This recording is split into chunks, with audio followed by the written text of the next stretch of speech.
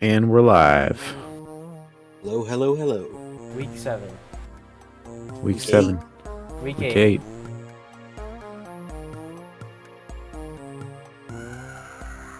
Schmilson, who have I lost? Can you tell me? I'll You be right know. back. You have lost the sorceress. You've lost the assassin.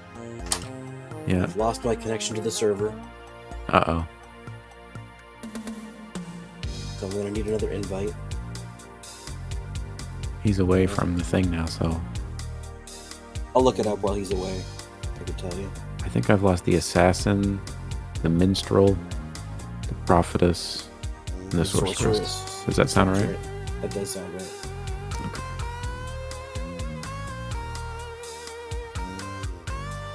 And I'm trying to lose everybody. Yeah, you've lost lots of people, huh? Yep. I have. Wasn't there that one week you like almost won? And then you turned into a frog on the Chronicle Mount? There was that one week. Yeah. Yeah. Weird.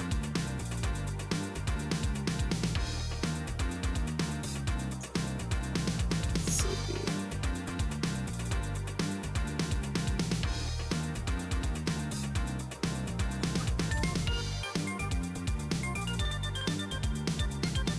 Okay, I'm back. He's back. Schmilson needs another invite. Oh, okay. You always get booted the first time. So I gotta be the troll. Yep, I'm going Druid. Druid. Troll and druid. Druid. I'm going Druid. It's a Druid beach. I'm gonna try Thief. You gonna try what Alrighty. now? Oh. A thief. Thieves. Thieves. Alright, let's begin. Let's do it. I hope for a Got good money, game. AI on assassin. Wizard. AI on. AI on. Yep. We're gonna get spelled a lot. That's true. That's going to be very annoying. My turn? Oh, I'm sorry. Yeah, waiting on you, troll. Let me go hit that wizard with my club. You gonna go clubbing? Oh, this is Well, that'll perfect for help. me. That's great That for is you. perfect. Wow. It's ideal, That's, really. I'm In not this gonna game, lie, if yeah. I land on you, I'm gonna take that. Oh yeah, you're the thief, huh? I am the thief. That's pretty good for you. And that's not Yeah. bad either. I'll take these.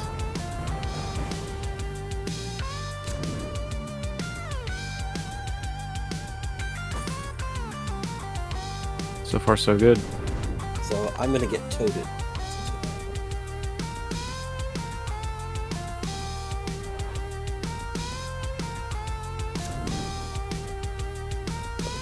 You could beat that guy. I should.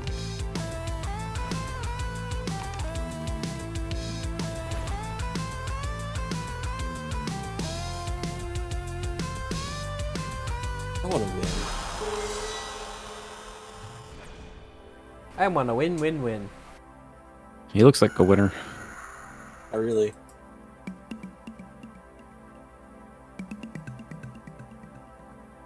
What? Oh. What did I do? Oh, he wants my orb. Wait, don't I have a thing? What? We don't know if you have a thing. Oh, a spell? Use it, use it, use it. Yes. It even Sorry. looks accurate to the picture. Oh, yeah. You're like a druid casting on the red wizard.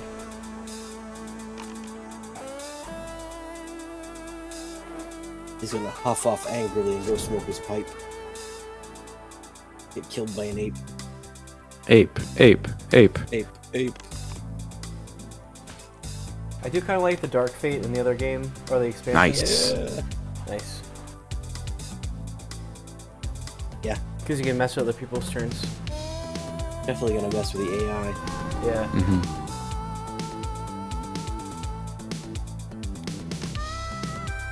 Oh, should I get him? Yeah, get him. He doesn't really have anything. Take a life. We'll get the ape then. Now I'll just give him a thump. He knows what's what. Give him a thump. I'll give him a thump on the head. Maybe I'll just take his gold. Yeah. That's a good idea. Nah, thump's good.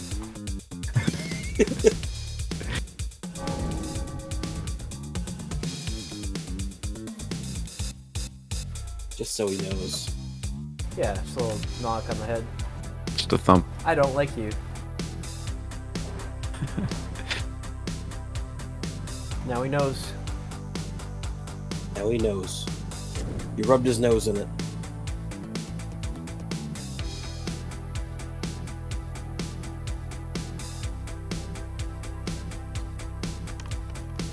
Oops.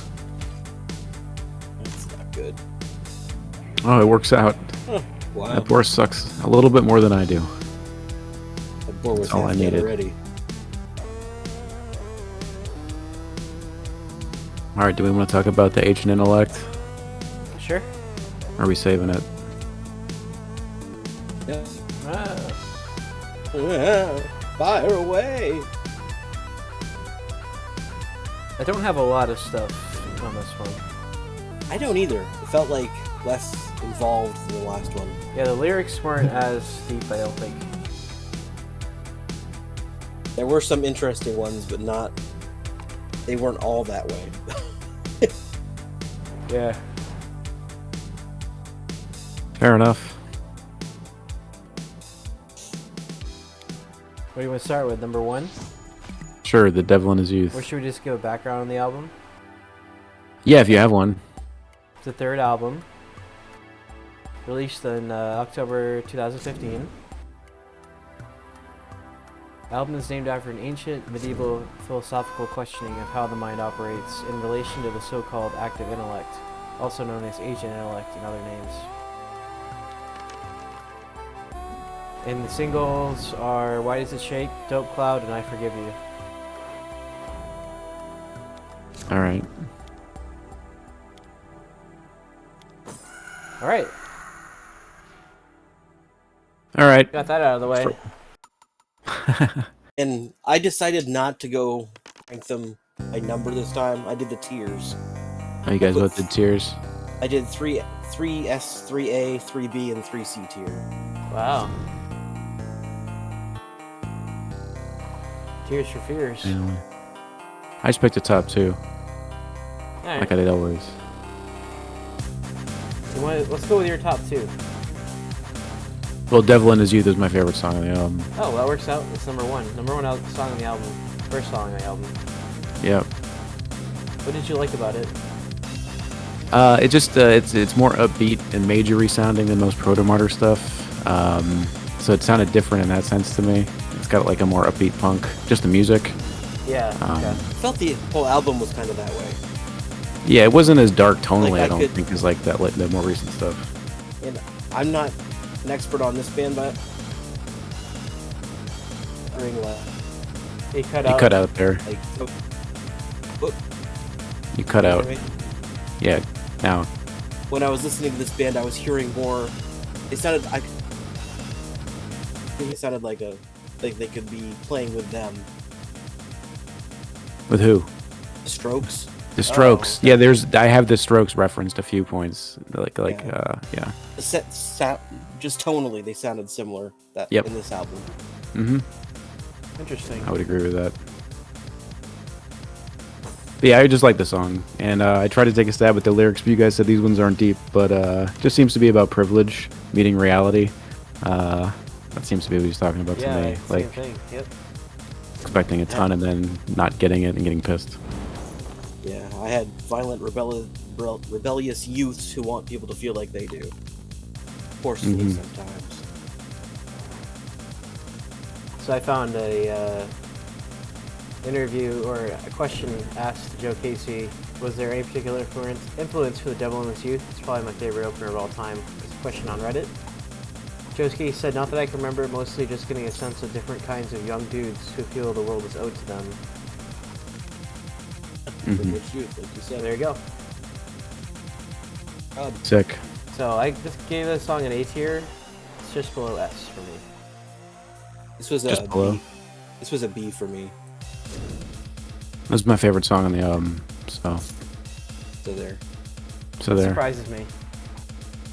Well, my number 2. Do you want to do my number 2 or? Yeah, let's or go. wait? Number 2. You're number 2. My number 2 is Pontiac 87. All right, that's my favorite song. that was one of my S tier. Yeah, I like that one. So a this lot. song, if I were gonna recommend Protomartyr to somebody, I would have them listen to this song because I think it's their best song of all time.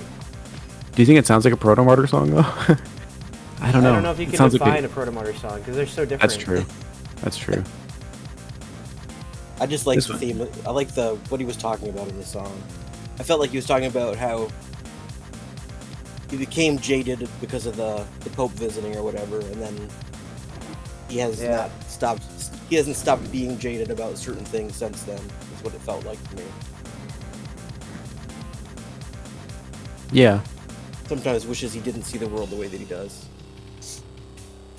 Like he said that there were fake friends. It sounded like he was saying that they showed up at his concerts or whatever. Like, Yeah, I was gonna ask about that like line in there about December 26th or whatever. Is that a reference to like a gig? I don't know. It felt like maybe he just got some money after Christmas or something, and like people were like, wanted That to could buy be him too. drinks or something. I don't know. Because wasn't there a year attached to it as well, or no? Not for the. I don't Not believe for there is December? one for that Okay. part. No. Yeah, I just like this one. Sounded like kind of like a Cure song, the guitar tonally, which I liked, and yeah, I like that. I just like this music of it. And then I written down seeing religion's hypocrisy, but also admitting that he wanted it. You know what I mean? Like he wanted to not believe.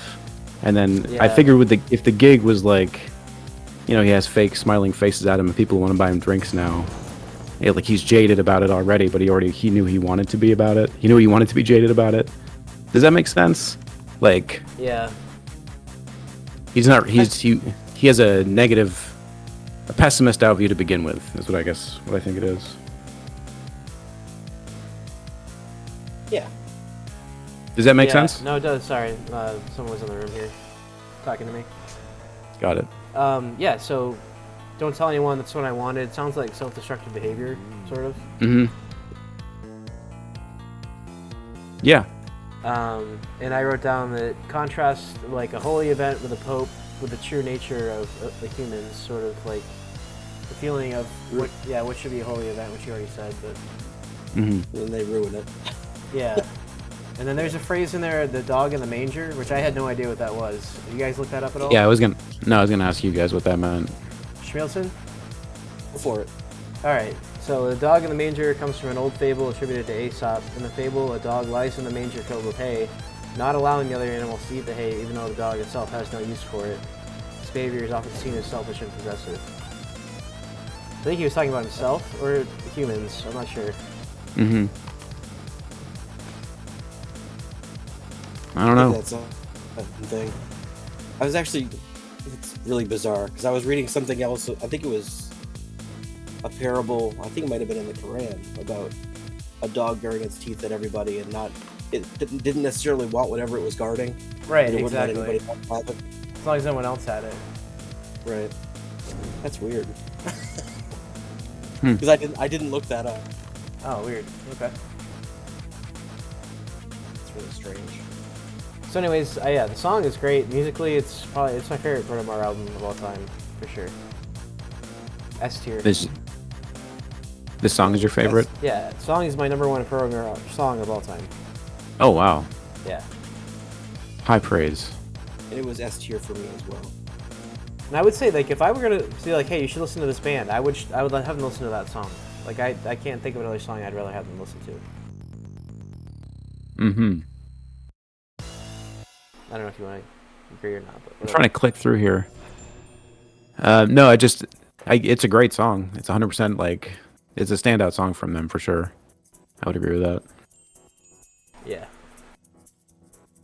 I think it's awesome. Cool.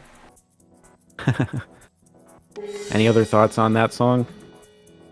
No, I don't have any other thoughts. You, Smolson? No, it didn't start out being S tier for me to listen to it.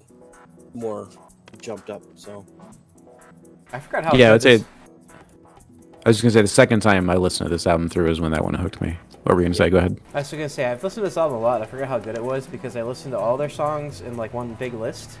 So I forgot how many of the songs I like are on this album. Oh yeah. So when I was like, oh man, I'm really having a hard time not ranking these all S tier. But I So why don't we go through the rest of you guys' S tiers then, since I'm out?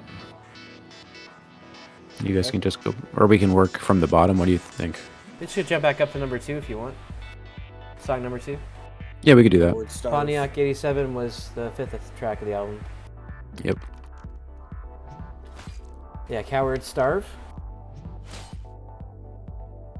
I really don't have a That lot was to a say. That one was a B tier for me. It's an S tier for me.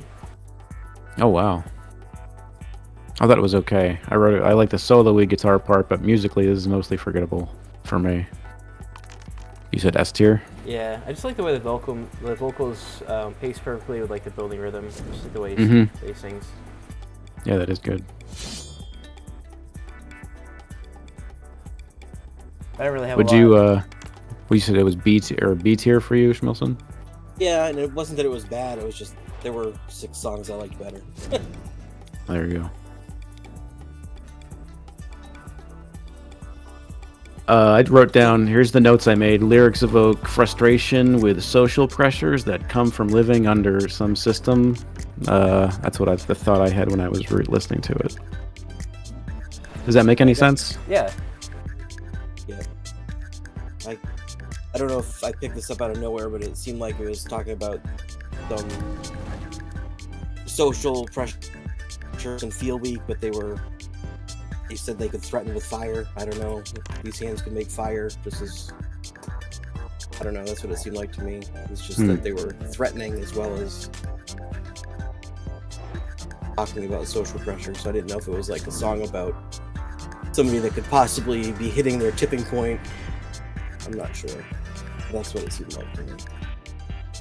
Yeah. Yeah, it does seem like there's parts where he's gonna let go, or break out. You know what I mean? I can't remember exactly what the lyrics are, but I remember. Why does this guy keep fucking with me? He's really strong. Why?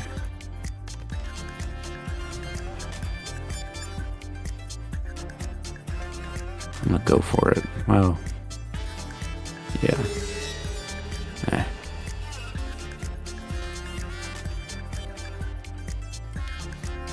Anyhow, sorry.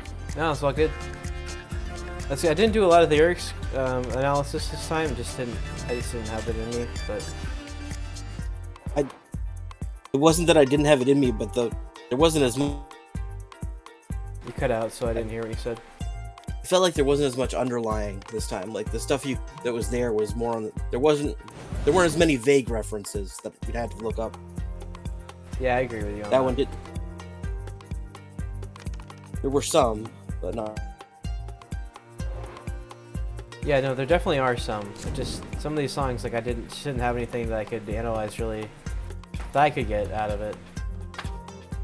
Yeah. And this is one of them. Coward Starve, I really didn't have anything to say about it at all. Just that I like it. I think the next song is really interesting though. I forgive Let's you. move on. That was in my S tier. I'm ready. It's an S tier for me as well. Oh yeah, this is the one I wrote was like Strokes. Yeah. Yep. But you guys both had it really high, huh? Yeah, I like this. Talk about it.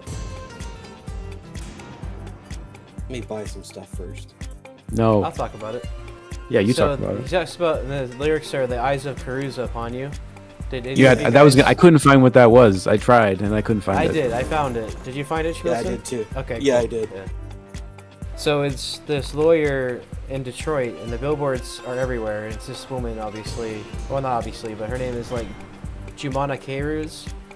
So okay. she's watching over the city of Detroit. You- So it's kind of like the song to me was about like the justice system, and like how yes, I forgive you, but also you're stuck in the system now, that kind of thing. Yeah. Yeah, that puts knowing that part of it actually puts it in a different slant. Or more specific, I should say, knowing about the lawyer. Yeah, because I was like, Was there what was is this? another Go ahead. Go ahead. No, you go. Yeah, what is this K-Ruse thing? So I had to find out what it was, and that's how I found it. Yeah. Yeah. I was gonna. There's another specific reference to like a route number. Is that like somewhere in Michigan specifically? Like he says making a turn on. Oh, yeah. Drive in 6. Yeah, it's is like that something specific? Did you look that one up? I did. I I didn't. don't have it. I didn't write did. it It's down. just like, so in Detroit they made these roads that were just for like scenic driving, and that just happens to be one of them that like circles the city. Like you could just go on a drive on it. Like Okay. You know, that's what they did in the 50s or whatever. The Got circles it. around the city. Nice.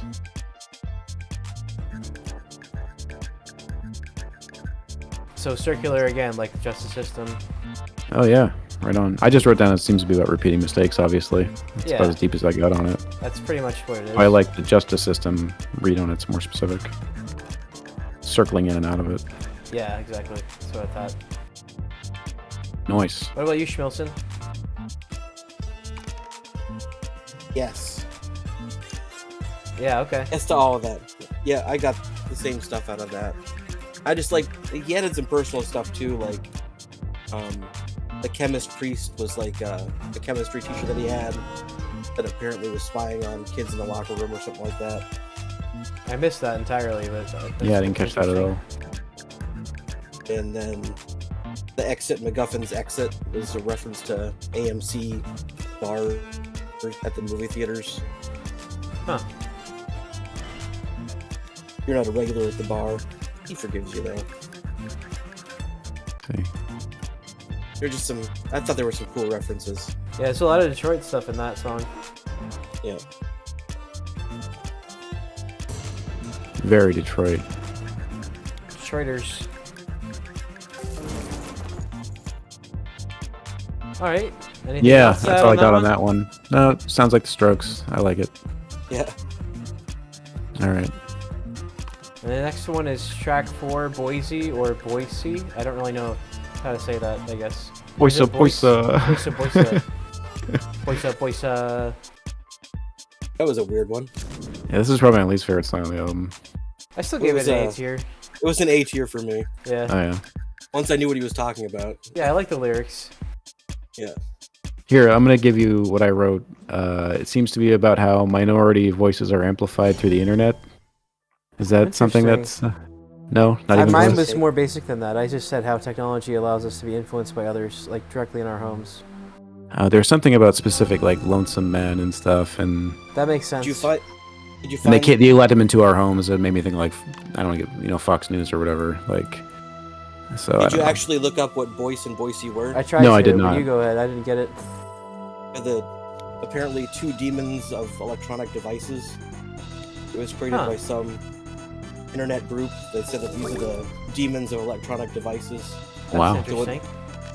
So we've let these things into these electronic devices into our homes, and we're just overwhelmed by them.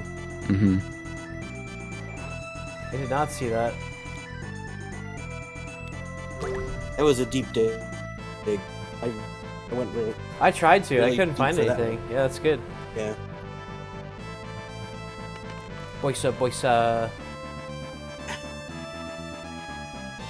He's actually referencing. I think it's 2 made-up demons. I think it was some radical Christian group that made up the demons, but I mean, there's something to that, you know? Yeah. Yes, there is.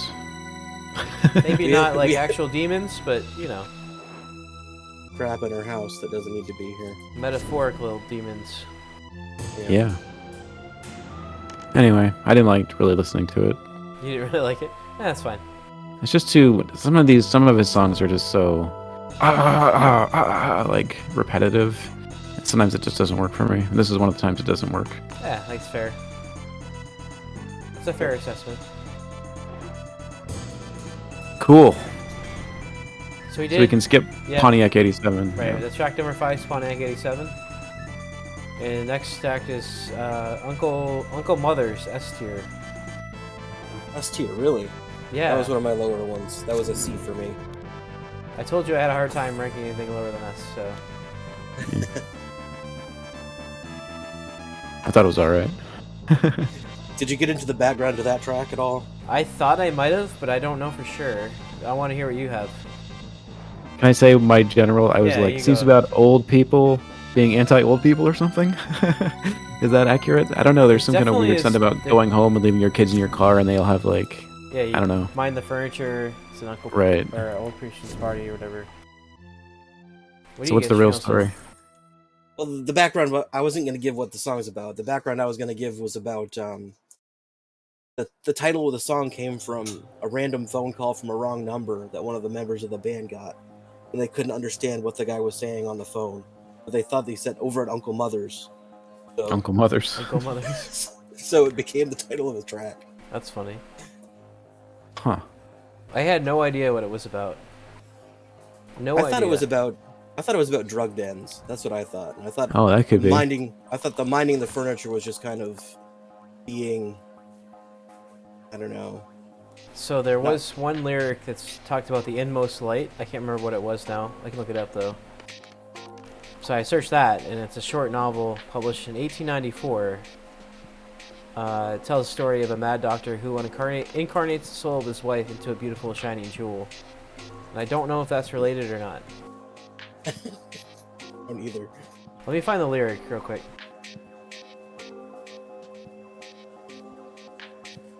From the leave the kids outside, because the stuff that was going on inside wasn't for them to be around. That makes more sense. That's good. But I've also, the foster care and stuff, been around, done that sort of thing. Go Yeah. into places and leave the kids outside. So I don't. Well, that makes sense, yeah. I feel like that one being next to Dope Cloud makes a lot more sense now. If that's Oh, like yeah. the theme. Could be. Wow. Anyway. So the lyric that is the procedure in the kitchen will remove your inmost light. Right. I don't know what that means. Yeah, I have no idea either. But the inmost light was, I think he turned his wife into a jewel or something like that in the book. So if you're removing that, then Taking your inmost light and turning it into a jewel. I don't know if it's related or not. I couldn't find anything about it. Could just be a generic inmost light. Like a sense. Yeah, I know. Yeah, you're right. You're absolutely right. I have no idea. It's still an S tier for me. I like it a lot. Yeah, yeah. Oop. Wait. Yeah, like you had mentioned, the lyrics in this one, like it's hard to do a deep dive because they're very specific and there's not a lot out there. Mm-hmm. right. Like I really had to dig to find some of this stuff. I feel like he might have been on NPR a little less when this album came out. It seemed Exactly. like he was getting he was getting interviewed a lot for some of the other albums. Yeah, for sure. So Relatives and Descent especially seemed like it was very well covered. That's like when they broke out, you know? Yeah. Mm-hmm.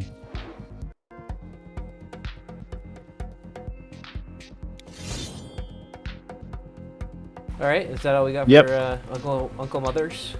That's all I got. Track 7 is Dope Cloud. This one kept flip-flopping for me. I had it as a C, but it ended up, as a B, but it ended up as an A. Okay, that's an S tier for me.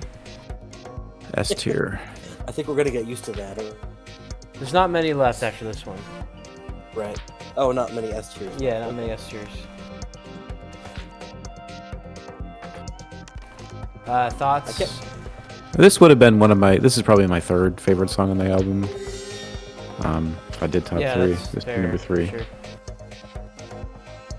I mean, I thought it was about drug addictions and how they benefit the wrong people. Yeah, you got that too. That's why I said it's probably the opioid crisis. Yeah, yeah. I think it's about the opioid crisis and Detroit in specific, because they mention pizza moguls and You cut out Pizza Moguls and what? Little Caesars. The guy that runs Little Caesars Oh, is yeah. big there. in Okay. Detroit. But the people are looking for salvation in banks and pizza moguls and music, and they're praying and they're gambling. Yeah, I said The the people same that are- thing, yeah. And the people that are lining their pockets are the drug dealers. Those are the ones that are actually Yeah. making some headway in the world there. Yeah, I wrote down trying to find meaning or hide from reality in different places. Yeah. What you got there, Shams? For what it's about. Anything. I didn't really write down. I just like the song musically. It's a good one. It's a short little fast song. And like I said, it's about drugs. Opioid crisis. Yeah. That's all I got. Works. So A for me.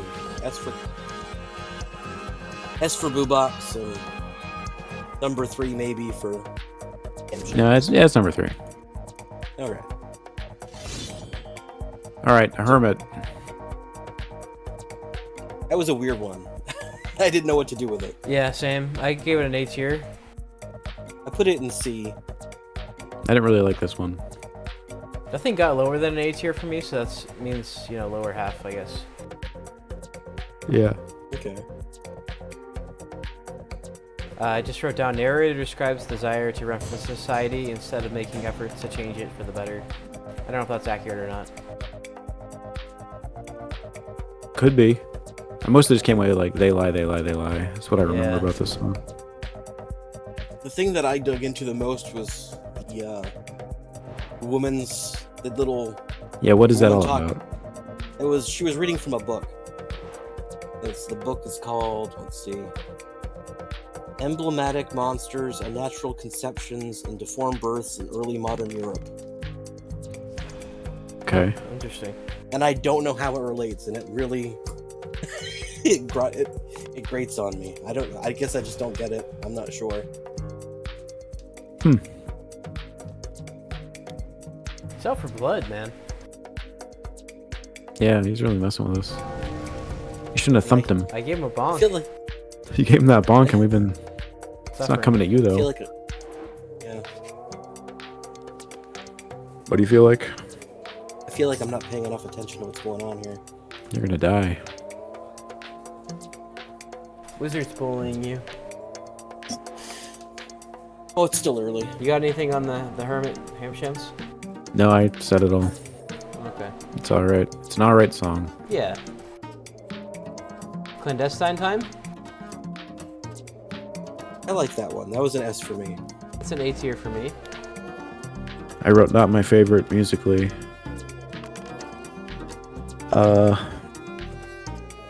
Lyrically, I did it just a surface level. It seems to be something about work and being unappreciated for what we do, like the small roles you fill in society.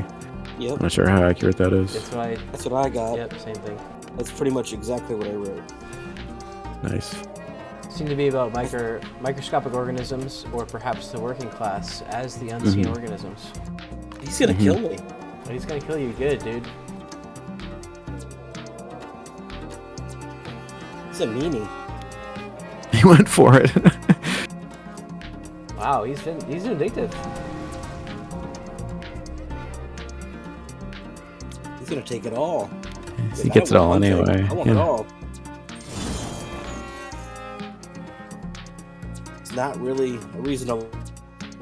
When he got into the proof we are here is the dust that they're breathing, that really didn't sound like that part of that song sounded, I don't know, more commercial. I don't know. It's more poppy than I'm used to hearing from them. Mm-hmm. Okay. I kind of liked it. I don't know why.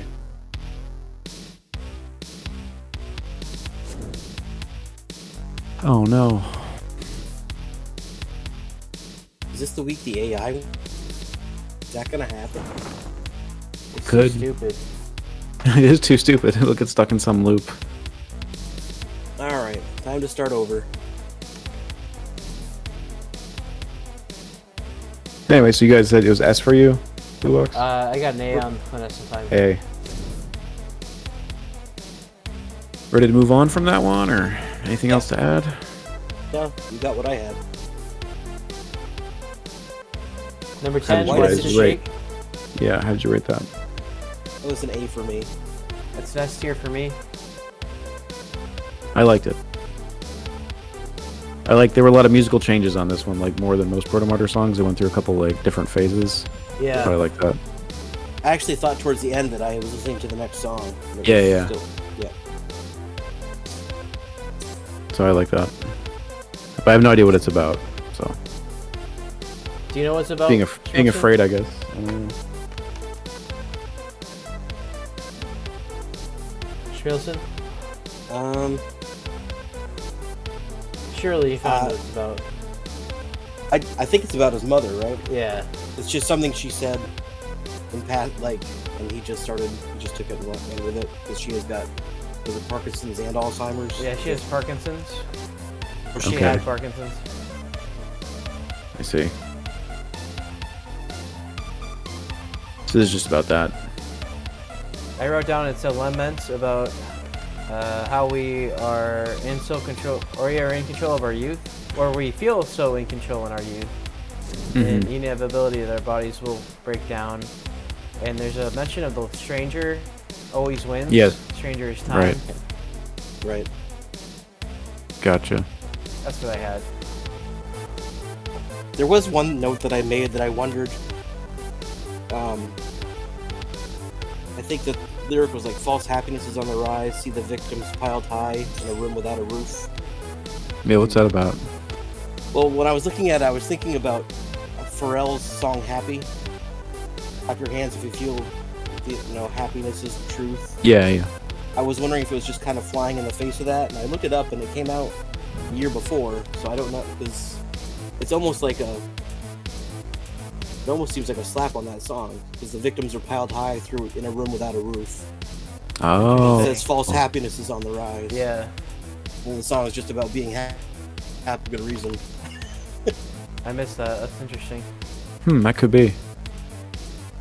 That makes that lyric make sense, and it didn't make any sense to me before. Yeah.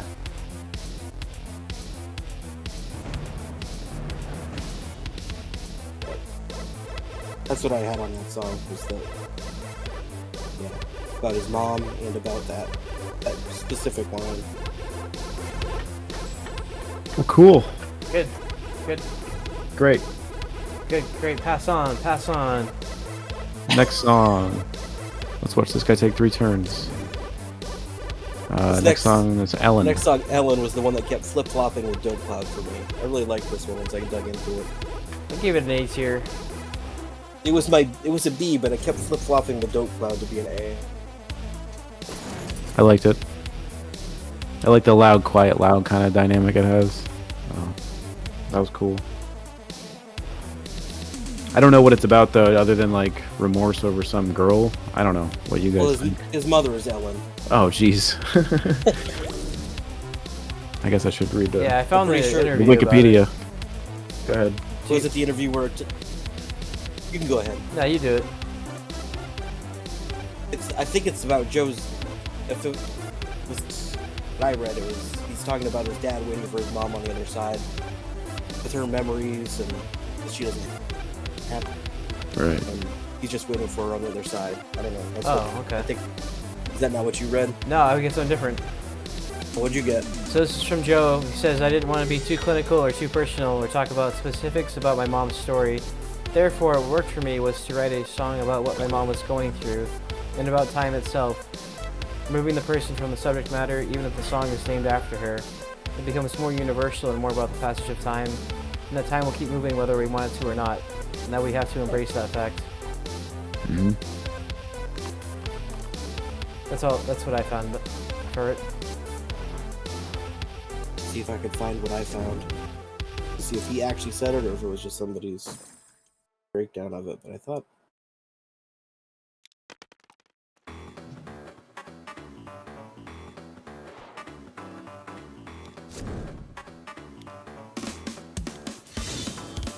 S-word.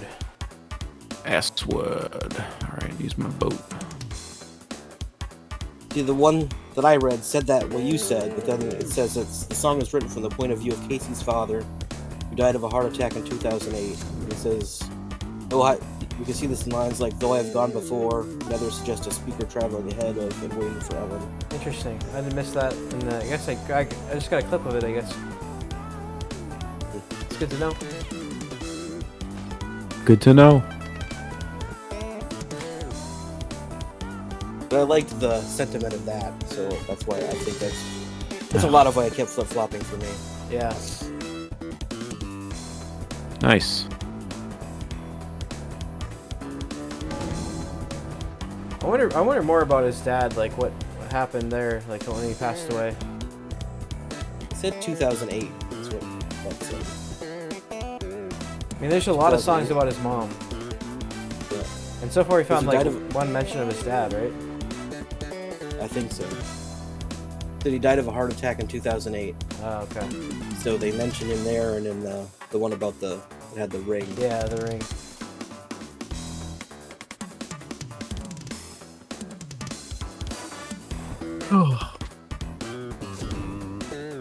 Which leaves us with Feast of Stephen. The Feast of Yep. Stephen. How does it fall for you guys? A tier. That was a C for me. Yeah, I liked it. I like the music. I didn't have a lot. I don't know what it's about, but Saint Stephen is the first martyr, so like the proto-martyr. He's the Protomartyr. Yeah. Yeah. Yep. So that was don't the know. one thing I had written down. Same here. Oh, sick. I stole it. Yeah. I have one other thing written down. You can. You got. He was stoned to death. Yeah. There you go. Yep. And Just he like was in the guy in sleeping. this song when he's sleeping. Yeah. Yeah. That's all I got. It's a good song though. I like it. I like That's a it. good song. I like them all. Like I said, S's and A's the whole time. S's and A's. S's and A's, boys. Yes. I just went out there with the idea that they couldn't all be S's, so I split them, divided by 4. Split them into 4. Yeah, whatever. Bucks Whatever. I don't set rules like that. That's a boundary. I don't play with boundaries. He's a wild card. He is a wild card. Anyway, it's a good album. It's a great album. I think that's actually my favorite one so far that we listened to. Like, I have a hard time because I listen to these songs randomly, not in an album format, so... So you don't necessarily know which songs are coming, Yeah, or you don't remember. Right, and then when Yeah. I hear them in one album, I'm like, oh man, this has like almost all my favorite songs on it. Yeah. I had only heard 3 of their albums prior to doing this. This is the 3rd one that I heard. I'm still waiting to hear one of the tracks that I really liked, so... Private Understanding? I'm not sure. Alright. I guess we'll... You'll have to let us know when you hear that song. When I hear it, I will let you know. So we'll do what's left here. Who said Under to thy own color self be of true? official right. Yeah. Wait, what? I said who said to thine own self be true? Oh yeah, he got run through too. Oh, yeah. Yep, that's the one I like. Private Yep. Understanding. Or no, that's not Private Understanding. What is that one? I can't remember. What track is that on? Looking it up.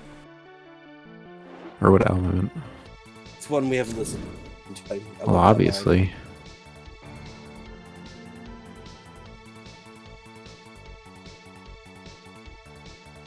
I'm surprised you remember. Good job. I remember things. Mostly I He misremember things. remembers.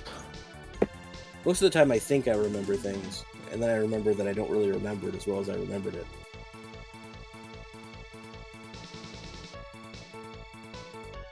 Oh, it's my turn. I'm sorry.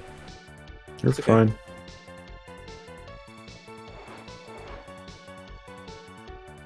I can't find it now. I'll see if I can find it real quick. So we have 2 albums left, is that right? That's right. Yeah, that's right. The one with the Under dog on color the of cover. official right. Yeah, under color of official right and no passion, all technique. That's the one. Yep, but I don't remember. It's the dog one first. Dog one's first. There's another album out there that they never re-released. I don't know I don't know if they're ever gonna do it. Like an early album? I think it's like a compilation album. Oh.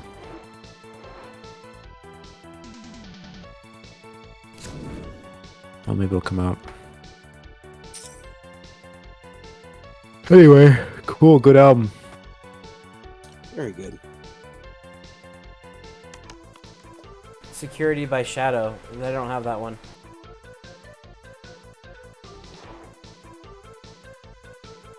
Maybe I'll track that down at some point.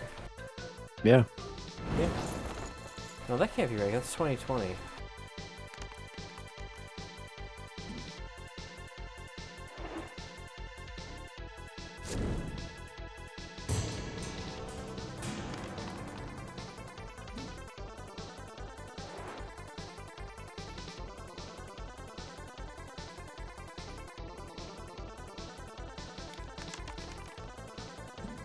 Anyhow.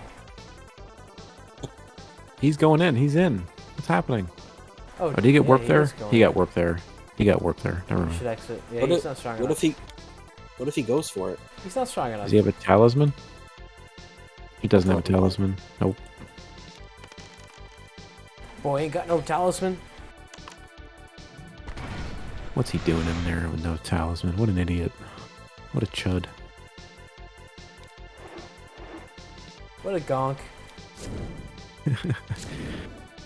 Oh no, what is this demon? Whoa.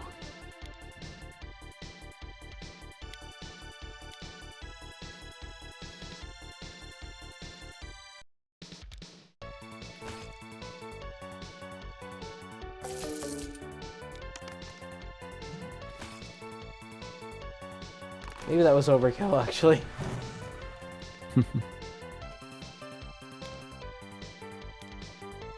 Overkill.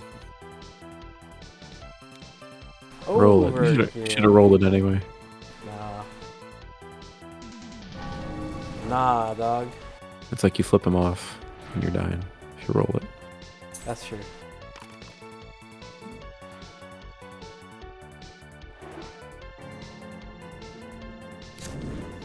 Thank you. Maybe I'm wrong. Maybe there is no other album. Yeah, I guess there's no other album.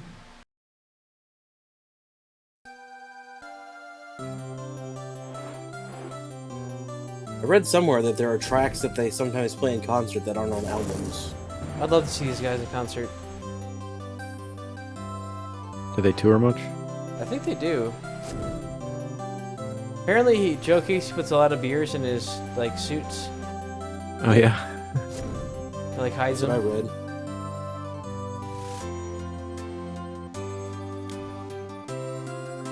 I was reading.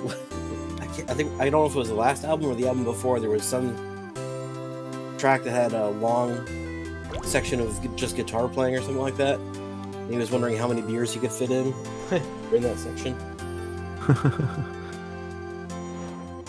He says he has to be careful because if he gives too much space.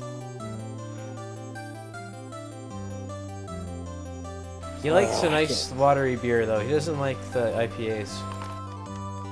Yeah. Yeah. Well, you know what? When you're on stage bouncing around or whatever, I wouldn't want something heavy like an IPA either. No way. I'm like a PBR guy at this point anyway. I get it. PBR? Yeah. Why can't I take this guy? You're Oh, not the good. hag. I got the hag. Oh, yeah, you're right. How do I get rid of her? Across the Oh, river. it's the Mystic. It's the Mystic. Mystic. I thought the river. What a dummy I've been. Oh man. The river's the Poltergeist. Been wrong so many times in a row now.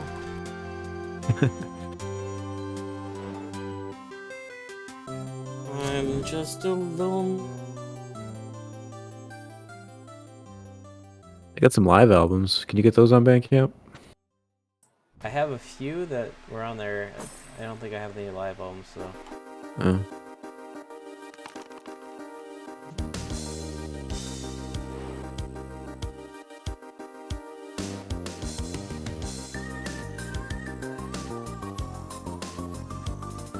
Why is this happening to me again?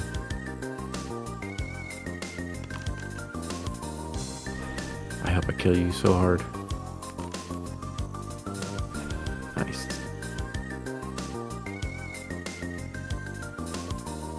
What am I gonna take?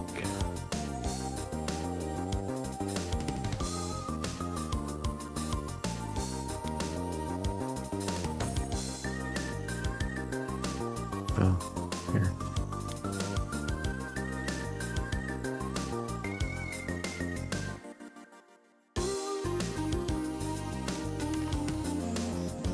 So what else is going on? Not too much. We could do some ChatGPT shenanigans. That's right. We're supposed Attitude Era Wrestler mystery. Oh yeah, let's do that.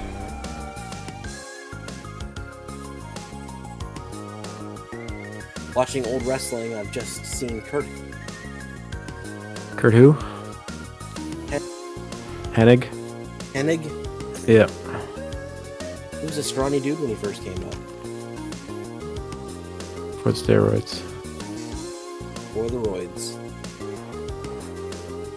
Ricky Steamboat didn't change much from what I remembered. Nope. No roids. Or less, I don't know. I really don't know. But I'm in the Mid-Atlantic wrestling now to watch some cool. of those. That's kind of nice. A much different show. I don't care for their camera angles, but They're pretty static. they're weird. Is that like Jim Crockett Promotions? Mid-Atlantic? Yep. They're in that like small studio space. Yep. Is that right? Yeah. They've got I watched a few of those on the WWE Network. I don't know. They're alright. What were you gonna say? just, it's weird seeing just the crowd on the one side of the Mm-hmm. on one side of the ring. When Billy Corgan first brought back the NWA, that's how they were doing their like show. Was just like exactly in that same format as those old Jim Crockett. For real. Yeah, like the audience is on one side. It looked like it was the 70s. It was pretty cool.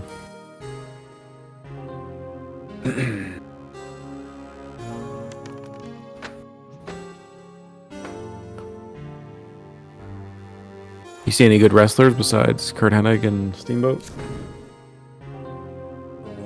Did you hear me say Jake the Snake? No. He was He pretty was skinny, he too. was a different wrestler back then. Like Yeah. he's more like He a did a lot fiery of high- baby face. Did a lot of high knee lifts Yeah. and a lot of punching. Yeah. And he had a short haircut. More hair. Really curly, right? Yep. Abdullah the Butcher I had never seen before, so that was new. Yeah, he's a legend. He and Roddy Piper are getting into people's business a lot. Roddy Piper. And Sergeant Slaughter apparently went over there right after his...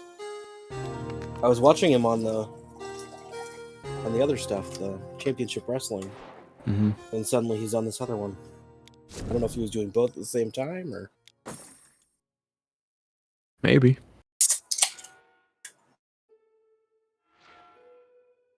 I like that beer is being opened in my head. Are you ready? You ready for a murder mystery? Yeah, man. Sounds like Schmilson's ready. Either that or he's taking a piss. Nope, that was... I was just trying to get some ASMR in here. Love it. Hit the pour right in the mic. Okay. Here's a murder mystery set in the world of WWE's Attitude Era, featuring Triple H, Road Dogg, and Stone Cold Steve Austin. The murder weapon is a steel chair. The victim is Vince McMahon, and the Good. motive remains a secret. Remember, No, this is... we all know the motive. Remember, this is purely for entertainment purposes, so let's dive into the thrilling world of WWE suspense. All right. Welcome to the high-stakes world of professional wrestling, where the action is intense both inside and outside the ring. The story begins with a shocking discovery. The lifeless body of Vince McMahon, the owner of WWE, is found backstage. As a detective with an uncanny ability to solve mysteries, you are called in to investigate the crime. Prime suspects in this murder are Triple H, Road Dogg, and Stone Cold Steve Austin. Each wrestler has a unique personality and a potential motive for the crime. Your task is to interview the suspects, ask questions, and collect clues to uncover the truth behind this heinous act. As the investigation unfolds, you have the opportunity to question each suspect individually, interrogating them about their whereabouts, their relationship with Vince McMahon, and any potential motives they may have had. Suspects will respond based on their characters from the Attitude Era, with their trademark attitudes and catchphrases. Do we only have 3 suspects? Only 3, because I gave them examples. I said like such as Triple H, Road Dogg, or Stone Cold Steve Austin, and that's what I got. Those 3. So. Oh. All right. Should I ask for more? Yeah, ask if we could add Maybe more. at least attitude. 9. Yeah. We want 9. Yeah, 9. That sounds good. 9's a good number. Yeah, we Is want that as what many we've as had we in the can. past? Yeah. We don't want to be so limited. I think I mean, we've had about it's 9 Stone each Stone Cold Steve Austin. We both know. Everyone knows it. So week. I don't know. might as well have some other guys to talk to. Let's try to kill him multiple times, like on TV. I know, but it's all about the game. And how you play it.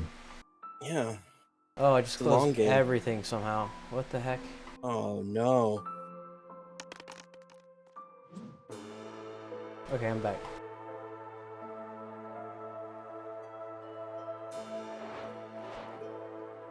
Alright, now we've got The Undertaker, known for his eerie persona and dark presence.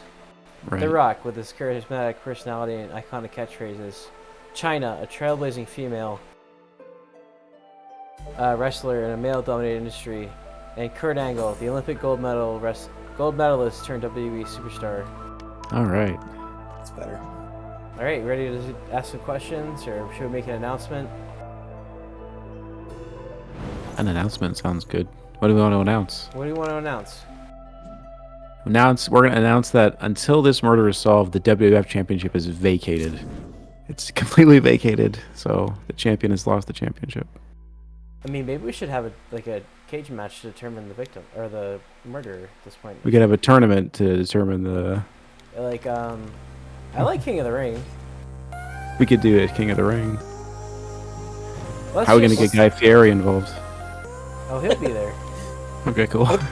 What's the one where they're all locked in their own separate tubes? Like, That is called Elimination Chamber. Elimination Chamber, yeah. Elimination Chamber. Elimination Chamber. It's been a while.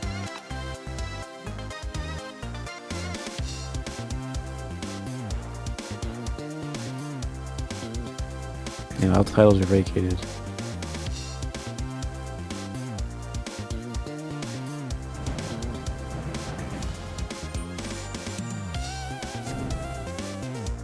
Unless you have some information, and then No maybe, more you'll get beers. maybe you'll get a title shot if you can help us out. What? We'll tell them that they might be able to get a title shot if they can help us out. We say the title's vacated. What? Oh, I fell for it. Yeah, you did.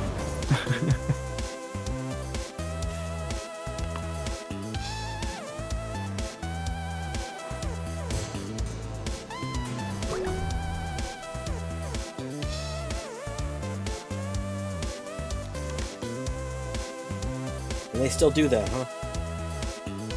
They do. That's too bad. It's not as that bad would've as it been- used to be. What's that? I think it would have been more fun if it had just died out. Yeah.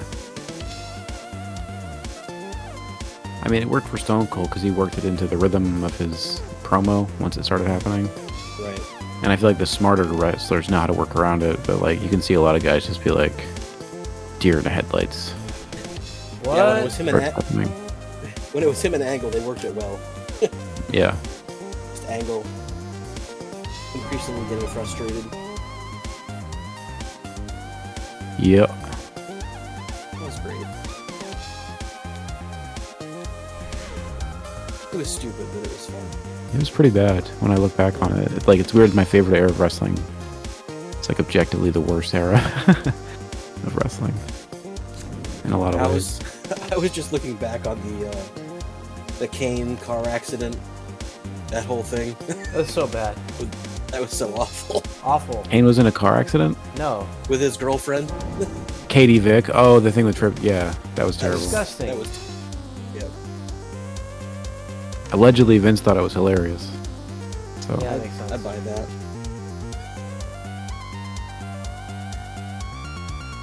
It sounds like something that Turb would like. Attention everyone, please gather your attention. I have an important announcement to make. In light of the ongoing murder investigation and to ensure the utmost integrity of the process, we have a special addition to the investigative team. I am pleased to announce that renowned chef and special investigator Guy Fieri, Guy Fieri will be joining us in our pursuit of justice. A buzz of curiosity fills the room as all eyes turn towards Guy Fieri, who enters the scene with his signature charm and enthusiasm. He is prepared to bring his unique insights and culinary expertise to aid in unraveling the mystery. Furthermore, to maintain fairness and to focus on the investigation, we have made the decision to temporarily vacate the WWE World Championship until this matter is resolved. This will allow the participants to concentrate fully on assisting with the investigation, without any distractions or potential biases. Please remember, this is for entertainment purposes only, and any outcomes related to the championship or investigation are purely fictional and for the enjoyment of the narrative. Now, let the investigation proceed with the collaborative efforts of our talented investigators, WWE superstars, and the assistance of Guy Fieri. Together, we shall uncover the truth behind this heinous crime and restore the balance to the WWE universe. Wow. It's a lot of responsibility. We're gonna do it. Alright. Alright, so what do we do now? Let's go. Let's do it. Let's ask Guy Fieri what The Rock is cooking. I'm gonna ask him what he smells. Ask him, yeah, if he can smell, or if he ever has smelled what The Rock is cooking.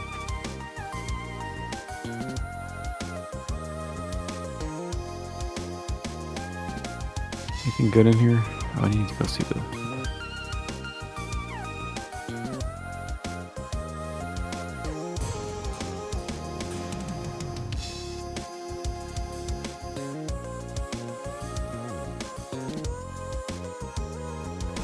Didn't I have a mule at one point?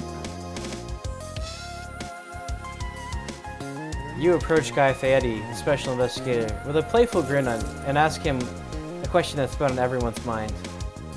Guy Fieri, renowned for your exceptional sense of taste and smell, there's a burning question we must ask. Can you discern by smell what The Rock is cooking? Guy Fieri chuckles, appreciating the humor in your query. Guy Fieri, well, my friend, while my expertise lies primarily in the realm of taste, I'll take up this challenge with gusto. Let's put my olfactory senses to the test. He closes his eyes for a moment, taking in a deep breath, as if trying to capture the essence of The Rock's culinary creations. I'm getting a whiff of something electrifying, a hint of charisma, and a dash of sheer awesomeness. It seems The Rock is cooking up something special indeed. His response elicits a round of laughter and applause from the room, as everyone appreciates the playful banter. Though it may not reveal any concrete information about the investigation, it lightens the mood and adds a touch of levity to the proceedings. Was Undertaker laughing and clapping too? Because that'd be great. Let's see. Let's find out.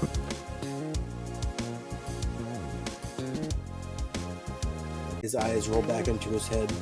Ha ha ha ha ha. Guy Fieri, you're hilarious. Fireworks erupt from behind him. I am laughing.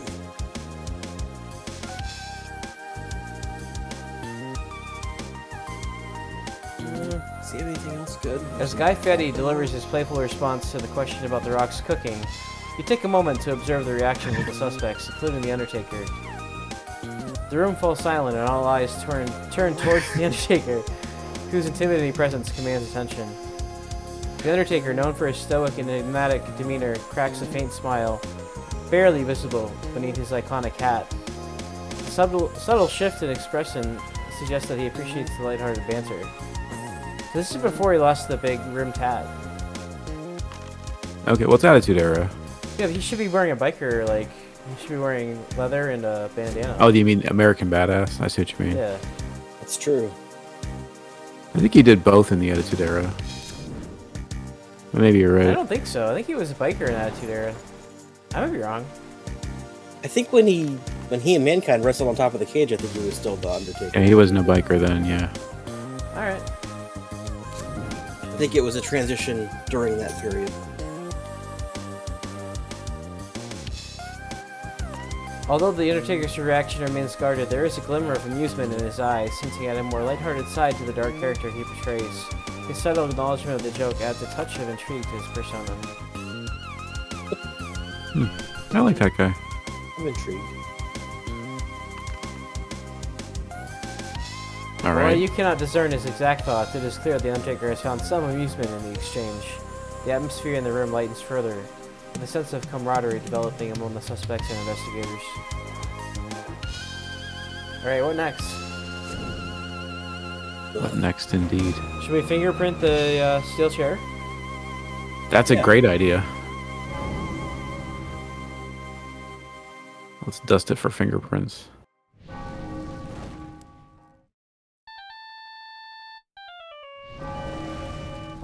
Oh, you're dead. Yep, see you later, guys. I guess I better go get your belt. Probably a good idea.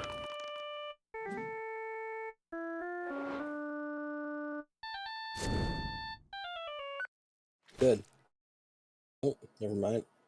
Hey, guys, 7 lives? Holy cow. He's doing all right. Are you going in soon? I mean, I might. With the investigation in full swing, you turn your attention to the murder weapon, the steel chair. Understanding the importance of collecting evidence, you retrieve a forensic kit containing dusting powder and a brush. Carefully, you don a pair of gloves and open the kit. Taking the brush, you dip it into the dusting powder and gently tap off the excess. With steady hands, you begin to dust the steel chair, aiming to reveal the potential fingerprints. As the powder settles on the surface of the chair, faint impressions start to emerge. You carefully examine each mark. I'm going to take my turn here.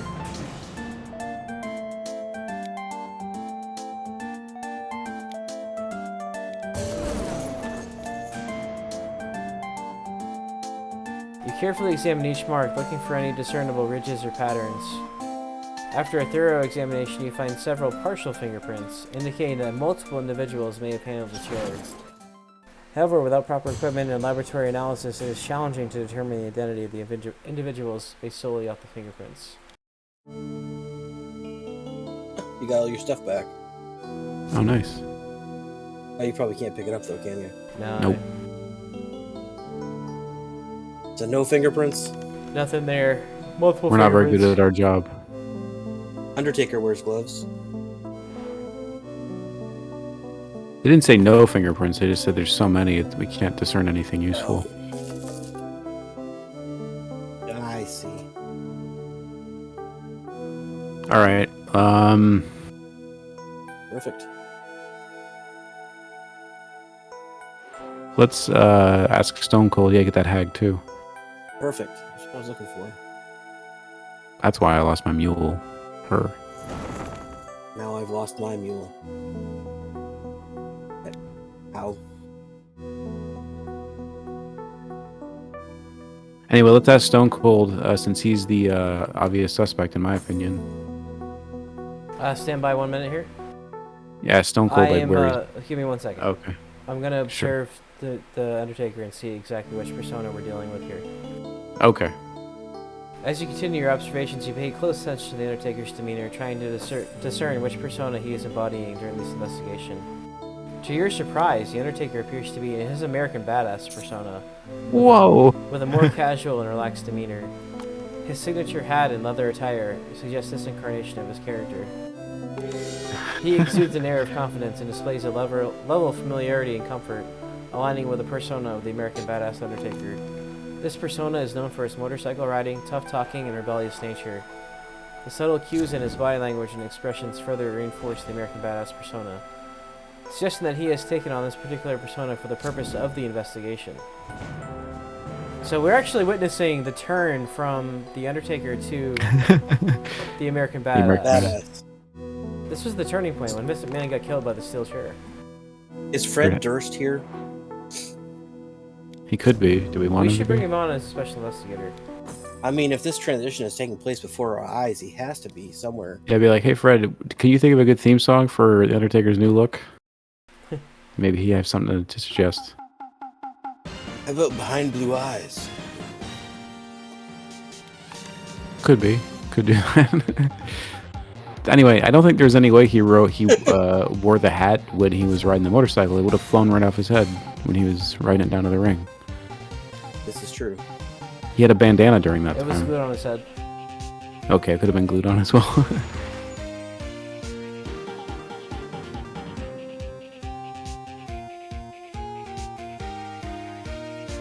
Keep rolling. What happened to those guys? They were good. I kind of want What's your Fred favorite? Durst and Guy Fieri to collaborate on a song here. You should. All right, first of See all, what happens. here we go. Ready? Yep. In a surprising twist, Fred Durst, the renowned musician and frontman of the band Limp Bizkit, joins the investigation as a special investigator. With his unique presence and sharp instincts, Fred Durst brings a fresh perspective to the case. Yeah. Attention everyone, we have another addition to our esteemed team of investigators. Please welcome Fred Durst, talented musician and frontman of Limp Bizkit, who will be assisting us in our quest for the truth. The room buzzes with intrigue as Fred Durst steps forward, exuding a mix of confidence and curiosity. His distinctive voice and charismatic personality captivate the attention of the crowd, who are eager to witness his contributions to the investigation. Fred Durst, thanks for having me, everyone. Let's roll up our sleeves and get to the bottom of this mystery. Together, we'll bring out justice to the ring. You know what we should have done? Can you ask him what Nookie's about? No, go ahead. Sorry.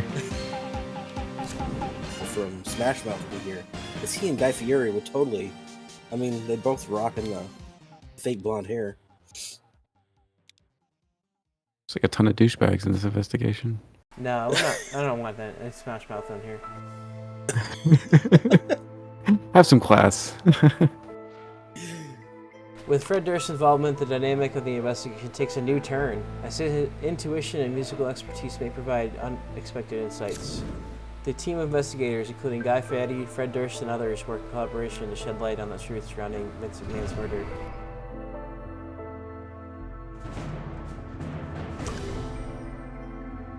Should we just jump into the collab song now, or should we wait a little bit? Yeah, ask him to collab and make up a song. Could be about Vince McMahon's murder or Flavortown. Either one. Okay. Or both. Or both.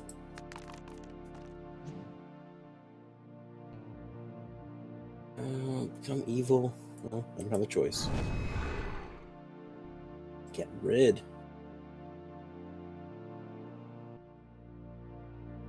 I want that pile of crap. I hope I get there first.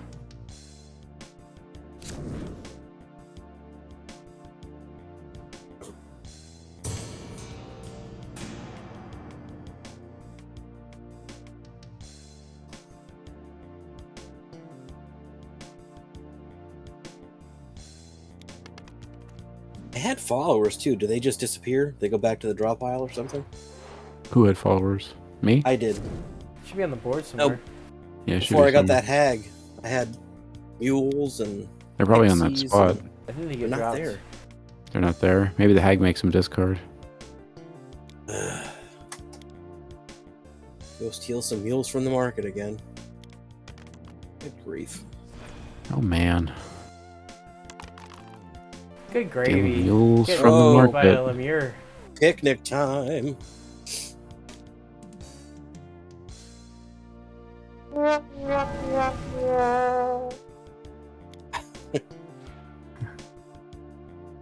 With Guy Fieri's expertise in culinary flair and Fred Durst's musical talents, they embark on a collaboration to create a unique song that intertwines the themes of Vince McMahon's murder and the concept of Flavortown.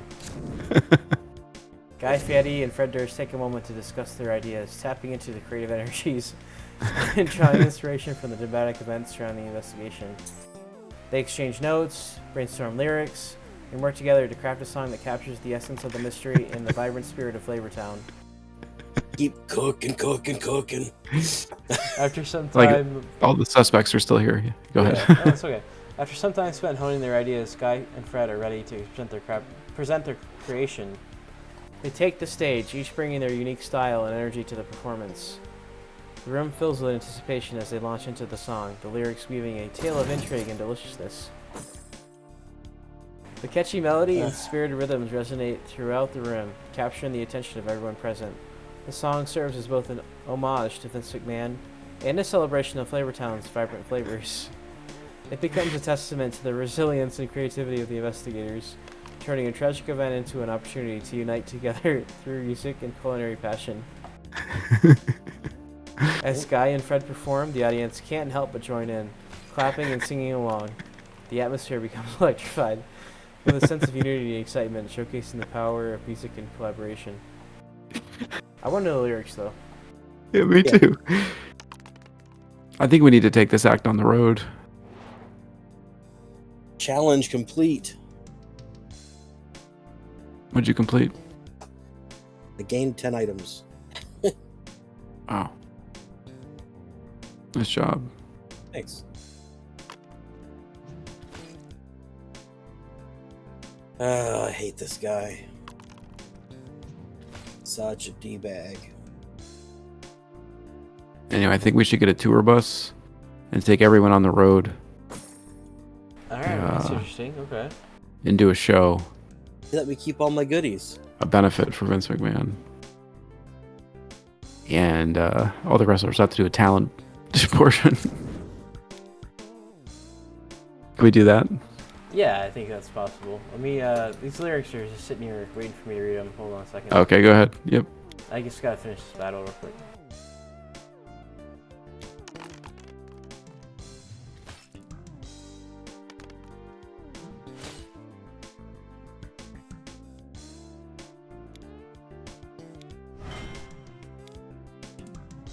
Alright, here are the lyrics of the collaborative song by Guy Fieri and Fred Durst. First one, Guy Fieri. In Flavortown, where mysteries collide, a taste of danger and secrets we can't hide. Vince McMahon's gone and the ring's filled with sorrow. We'll uncover the truth brighter than tomorrow. Chorus. Flavortown's the stage where justice is served through smoky flavors and spicy words. In every bite that we'll find as we dance on the edge of culinary crime. Verse 2, Fred Durst. The crowd is buzzing, the spotlight's bright, as we chase the truth through the darkest night. Guy and Fred, a dynamic pair, with every note and flavor, will make them stare. Sounds like a Durst line. Flavortown's the stage where justice is served through smoky flavors and spicy words. And every bite a clue we'll find as we dance on the edge of culinary crime. The bridge, sung by both. Oh, Vince McMahon, a legend, he'll be missed, but we won't rest till the killer's wrist is twist. Flavors collide, passions ignite, and this mystery will shine a guiding light. Chorus again. Flavortown's the stage where justice is served through smoky flavors and spicy words, and every bite a clue we'll find as we dance on the edge of culinary crime. Outro, sung by both. With knives and melodies, we'll unravel the case, and Flavortown's embrace, truth will embrace. That's two embraces. Together we That's stand. so Fred Durst. That's so Limp Bizkit. Yeah, go ahead. Together we stand, investigators united. In Flavortown's name, justice reigns ignited. Keep rolling. Wow. Another hit. Note, these lyrics are purely fictional and created for entertainment purposes. They reflect the collaboration of Guy Fieri and Fred Durst within the context of the story. Oh. So this didn't happen? Didn't actually happen. Oh. I think it did. I distinctly remember this happening. Oh, man. Could they, maybe instead of a talent show, maybe we could make a music video for this song starring the WWF wrestlers. Okay. Like a Cyndi Lauper style thing, and have ChatGPT describe the video to us.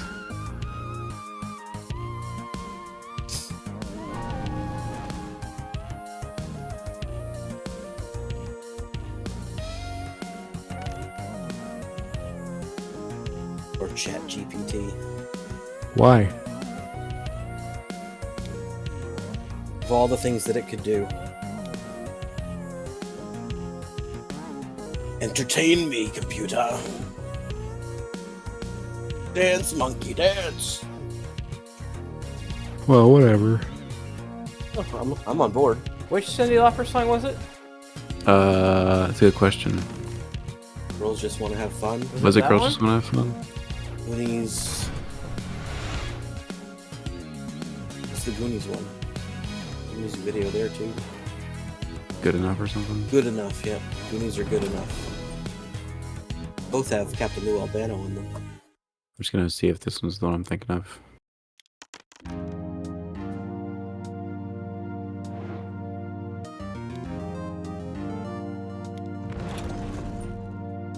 Could you say, like, describe specific costume changes that the wrestlers go through? I can say whatever you want. I don't know if it's gonna give it to me. You know what I mean? Yeah, okay. So it's like a scene where they're like on a boat, they're wearing sailor outfits or something like that. So not only Lou Albano was in Girls Just Want to Have Fun. He was in the Goonies one too.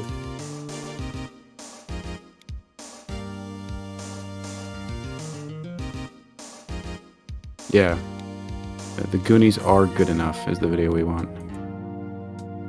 Okay. Oh, it's my turn.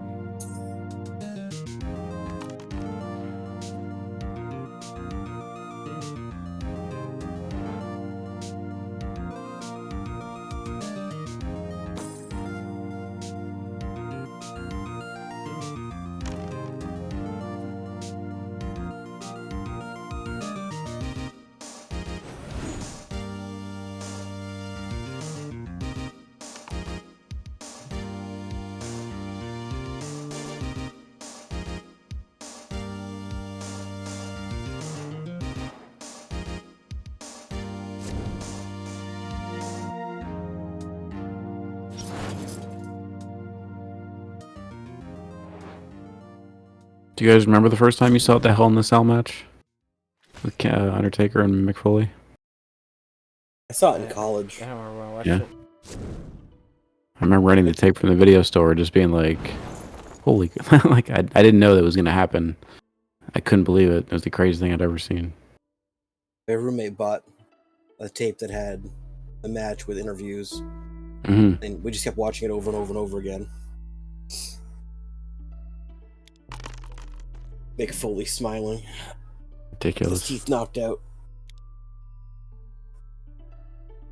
I took the Wizard's Talisman, so he can't come in here. Oh, nice. Well done. I have 3 talismans and 3 mules. 1 talisman for each mule. Well, I'm sure your mules can get in. Why are you just effing with me? You're such a dick. I hope this guy really loses. Let's indulge in some imaginative creativity and envision a fun and energetic music video inspired by the collaborative song by Guy Fieri and Fred Durst. Title: Flavortown Mysteries Unleashed. Setting: the music video is set in a vibrant and larger-than-life Flavortown, filled with bustling food stalls, colorful signage, and an electric atmosphere. It showcases various locations that represent the essence of WWE and Flavortown, including an energetic wrestling ring, a bustling kitchen, and the grandeur of Vince McMahon's funeral parlor.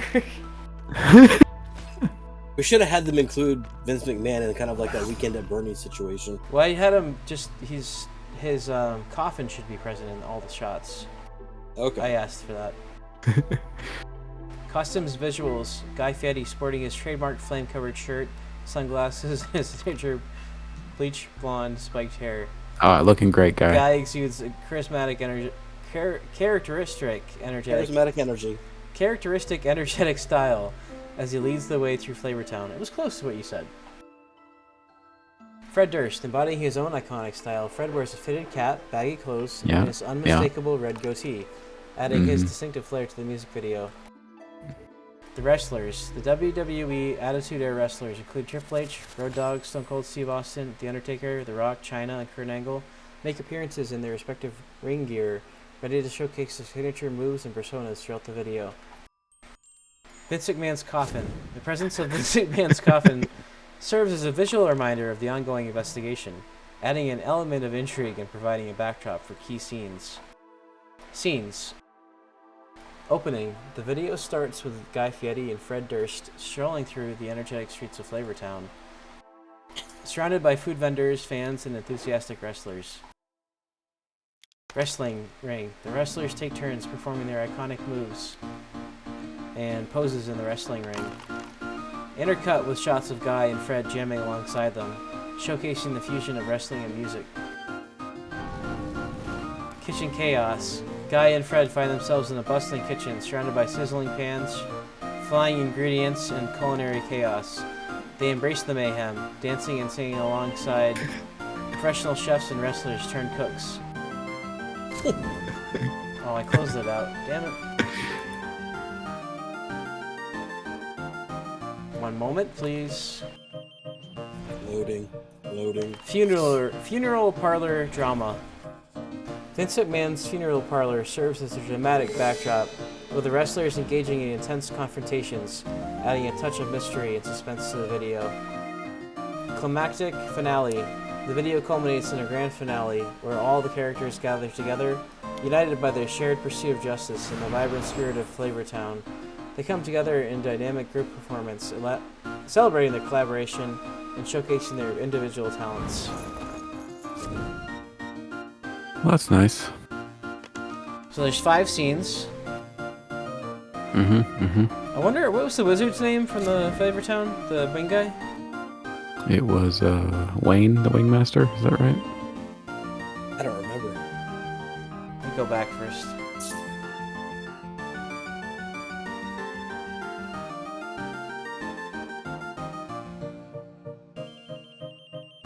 Wayne the Wing Wizard. Gustavo. Gustavo, that's right. How could I forget? Is he coming in? I'm gonna find We should out. go talk to Gustavo. We should go talk to him. He probably knows something. During the filming of Flavortown, I'm sure he was there. That's true. Should be. They should have What? Fred Durst and Guy Fieri should have strolled right by him. Yeah, he's probably in the video. The background.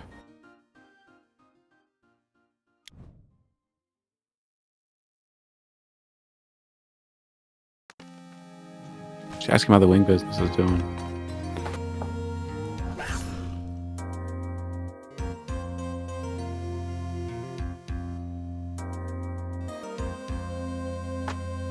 I think we should just make the Wing Wizard, maybe he can compete in the ring, actually. We can make him some signature moves. We want to train the wing wizard? I think maybe that's a good idea. That sounds like a pretty good idea. Let's get him ring ready. Alright, first of all, during the filming in Flavortown, Gustavo the Wing Wizard makes multiple appearances, adding his own magical touch to the music video. Here's a breakdown of his appearances.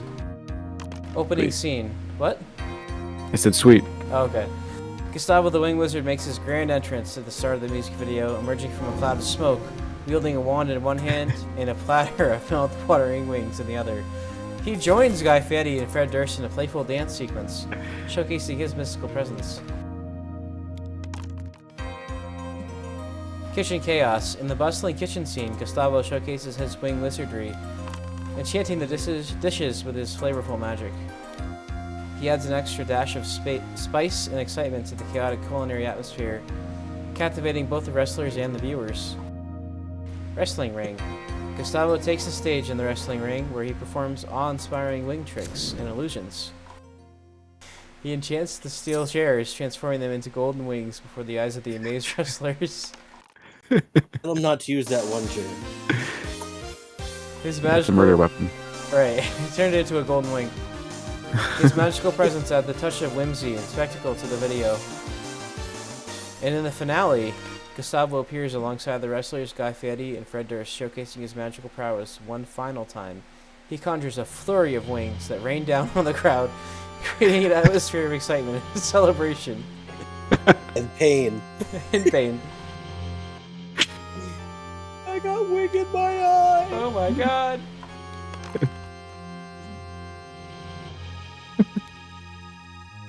Yeah, I think we should turn him. That's how it ends, with like Who should be his... chicken wings raining down on a celebrating crowd. Who should we have be his mentor? Like, should we have one of the talent present, or... I don't know, there's gotta be I somebody. wonder if we could have it so like each one of the wrestlers teaches him one thing, like their best thing. So we he's could like a have him super wrestler. fuse into a wrestler. Fused into a wrestler? Yeah, we're gonna have him like fuse all those personalities. Like, forget the murder Like a investigation. fusion dish. Yeah, we're gonna have Guy Fieri's. We can figure this out. Hold on, let me just type something up here. Okay, go ahead.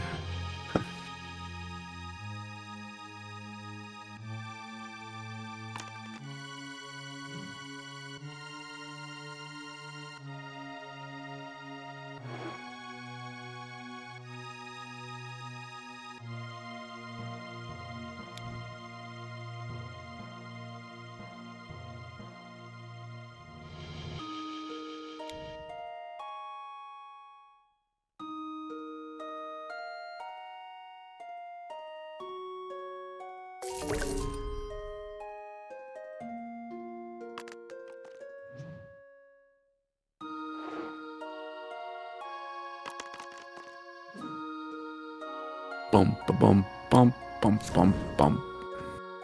How you doing, Schmelson? Doing pretty good. Doing pretty good. Doing pretty good. Looking for wrestlers that had a cooking shtick. I guess The Rock should just train him. He's the one that does the most cooking. I mean, that's true.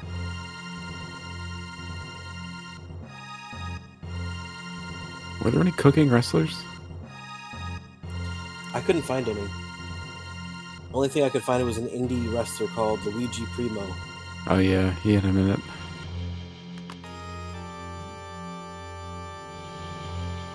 In this imaginative crossover, Guy Fieri and Gustavo the Wing Wizard combine their powers to create a sensational fusion with each of the wrestlers present, resulting in a powerful and dynamic super wrestler. The merged entity, with the blend of culinary magic and signature moves, requires a befitting ring name. After much deliberation, the ring name for this formidable fusion wrestler is revealed: Gustavo the Flavor Enchanter. This name perfectly captures the essence of his combined abilities, reflecting his mystery over flavors and his newfound wrestling prowess. Gustavo the Flavor Enchanter becomes a force to be reckoned with, wielding an arsenal of signature moves, blending the styles and techniques of each wrestler he merges with. With each fusion, Gustavo gains a unique set of skills, adapting the trademark moves of Triple H, Road Dogg, Stone Cold Steve Austin, The Undertaker, The Rock, Chyna, Kurt Angle, and other wrestlers. The result is a dazzling display of versatility and power, captivating the audience and leaving his opponents in awe. So what I'm thinking here is maybe Vince McMahon comes back to life as a zombie, and he has to wrestle Gustavo. You think ChatGPT will let you go that far? Let's find out. I'm down if it happens. You guys down with that? Yes. Yeah. All right.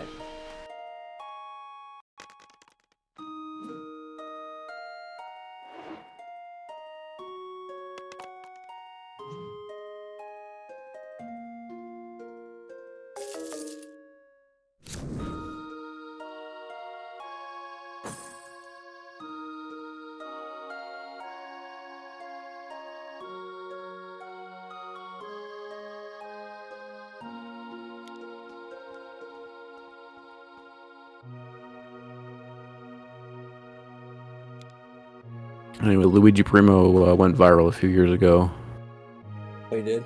and then he did some stuff people didn't like, and then he went away. Huh. Why would he do that to you when there's a guy sitting inside? I don't know. He just hates me. He does.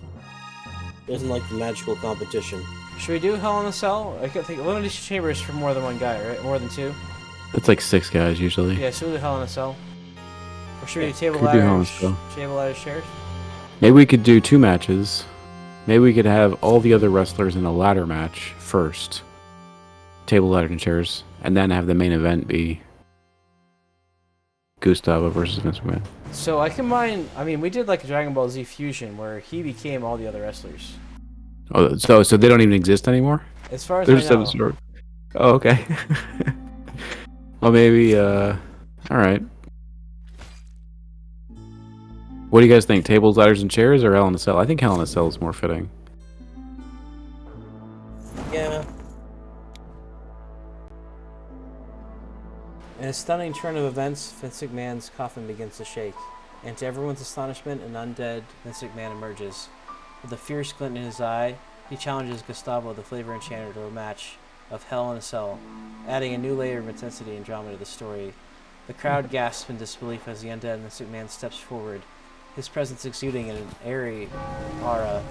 His ghastly appearance and supernatural abilities hint at a power that goes beyond mortal limitations. Gustavo, recognizing the challenge, accepts with a determined nod, ready to face this unexpected adversary. The stage is set for an epic showdown inside the intimidating structure of Hell in a Cell. The ring is prepared, surrounded by a steel cage that heightens the intensity of the match. The crowd eagerly anticipates the clash between Gustavo the Flavor Enchanter and the undead Vince McMahon. As the match begins, both competitors unleash their extraordinary skills and signature moves. Gustavo combines his magical prowess with his newfound wrestling abilities, showcasing an array of dazzling maneuvers and flavor-infused strikes. Meanwhile, the undead Mystic Man relies on his supernatural strength and cunning, battling with a relentless force. The clash between Gustavo, the Flavor Enchanter, and the undead Mystic Man becomes a battle of wills, as well as a testament to the resilience and determination of both competitors. The cell rattles with each impact, the crowd on the edge of their seats, and the outcome uncertain. What's gonna happen? I don't know, who would interfere in this, do you think? For Vince? What would be the most For shocking? anyone. Maybe Shane? Shane could come back. Here comes the money could hit. Crowd pops. Or maybe the lights cut out, and the Superman disappears? There you go. You could do that too. But then it's unsatisfying. But, I mean, there's gonna be a pay-per-view event. This is probably like on like a Monday Night Raw. Yeah. It ends and he's not there anymore. And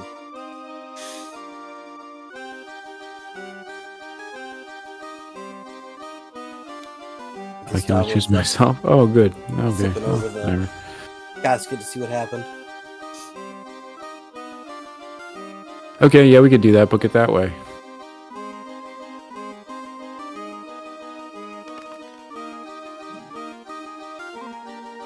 Ruined it.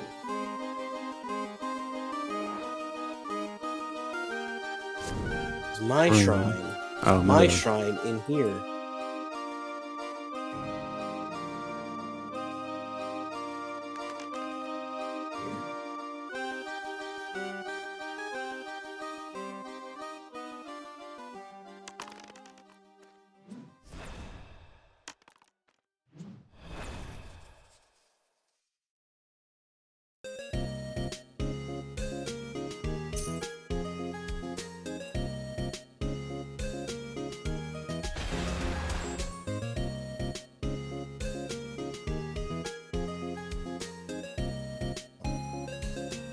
Everything? Huh? Nothing. Nothing. Everything and nothing. Got it. Oh, just clear the hex for me. Get in there. The lights cut out, plunging the arena into darkness. A sense of anticipation fills the air. Moments later, when the lights return, Vince McMahon is nowhere to be found. Confusion spreads throughout the crowd and among the wrestlers, wondering where the undead Vince has disappeared to. Suddenly, the familiar sound of music fills the arena, and Y2J Chris Jericho, making a surprise appearance, stands at the top of the ramp. The crowd erupts with excitement and anticipation as Y2J takes hold of the microphone. Gustavo, my friend, it seems this man has managed to evade us for now, but fear not, for I have news for you. The battle you seek will have to wait until the grand stage of SummerSlam. The crowd cheers in approval, excited to witness the upcoming clash between Gustavo and Vince McMahon, now postponed to the highly anticipated SummerSlam pay-per-view event. Y2J Chris Jericho's announcement adds another layer of intrigue and suspense to the unfolding story. Gustavo, determined and focused, accepts the challenge laid before him. The stage is set for a monumental confrontation, promising an unforgettable showdown between Gustavo the Flavor Enchanter and the undead Vince McMahon, now scheduled to take place at SummerSlam. Great. Hey, I have another idea. Yeah, go ahead. What if Fred Durst turned on Guy Fieri, like, he went heel on him, and now they're gonna have a match at SummerSlam as well? Okay, so yeah, what to do is, like, we could have them come into the ring and, like, each grab one of Gustavo's hands and, like, raise them in the air. Yeah. And then when Gustavo... Yeah? No, you go. I was gonna say, Gustavo leaves, and then Fred Durst does a Stone Cold Stunner on Fieri. Yeah. And then we could do a tag team match. All right. Oh, so you're saying Fred Durst tags with Vince? Yeah. With Zombie Vince? Or should we just have a separate match?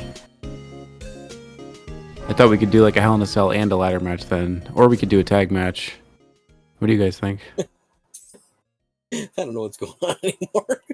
What do you mean? Fred Durst turned heel. What don't you get? Hey, Boobbox, you understand what's going on with your game? What game? One we're playing here, Talisman. Yeah, why? What about it? Making sure you understand what's going on. Not really. Okay.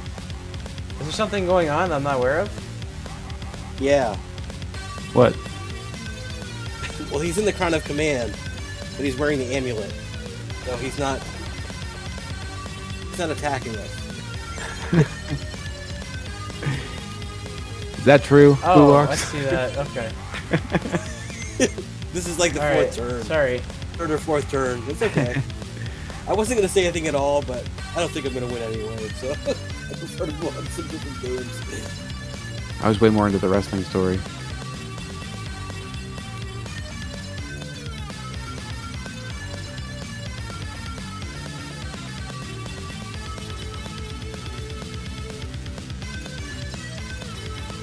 You want to go? You want to go? Go, wizard.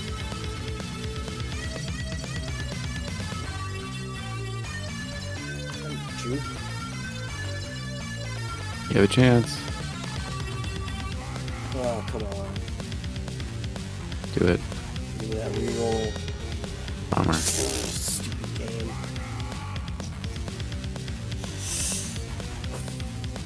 I hate you, wizard.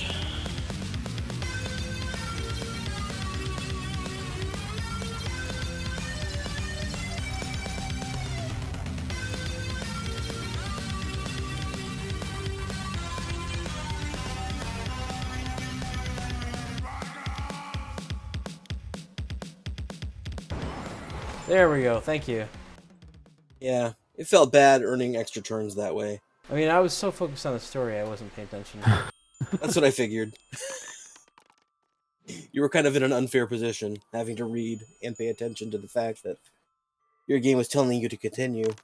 So you'd continue and then I you'd thought I lose just your missed turn. my turn. I was like, oh man, I keep missing my turn. Yeah.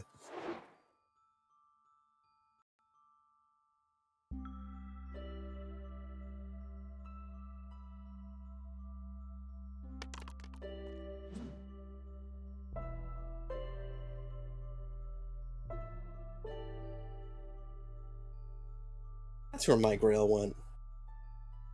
I don't know what you mean. I went into the desert thinking I had a grail. I found that in the village. Yeah. Yeah, no, it didn't belong to anybody. It belonged to me Just, at one point. just sitting there. Yeah. I was looking for it, but I lost it. Here's another one. This one's mine. Oh, good. That's good. That's what I needed. We're moving right along. Hey, I can't get over there. Great. Just gonna go back and forth while he dies.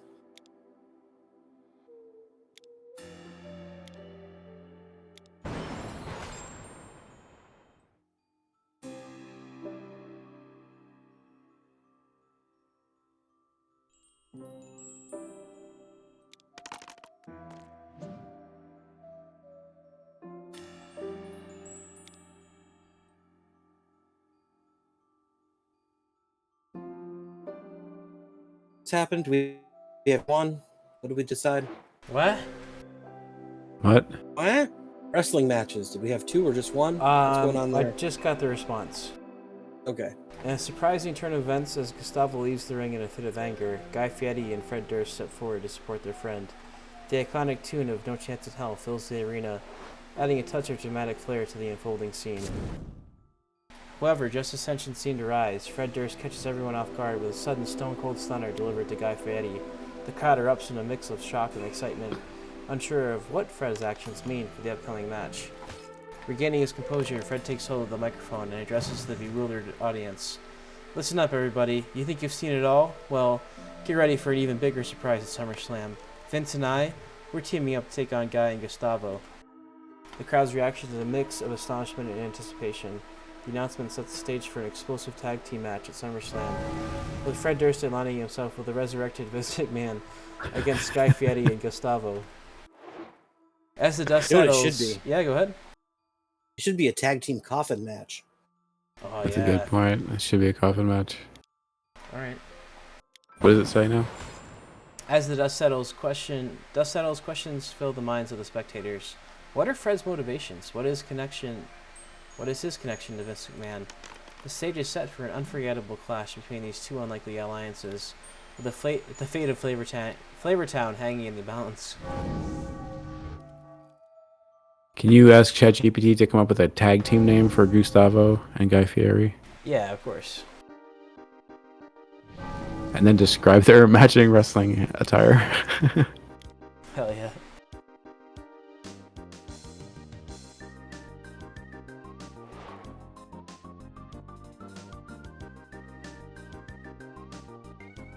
Flaming hair tips and wingtips. Yeah, they need like a tandem finishing move. Like the atomic butthole or something. Double butt crack.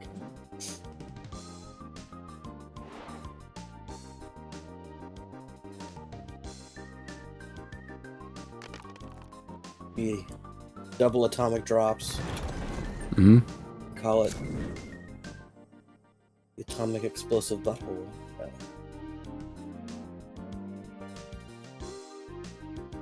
Coming for you. A little late. You never know. He should have a full complement of spells here. The wizard replenishes, right? Not his Yeah, full does he complement. have- He always has one, I think, isn't it? Yeah. I think he always has one, yeah.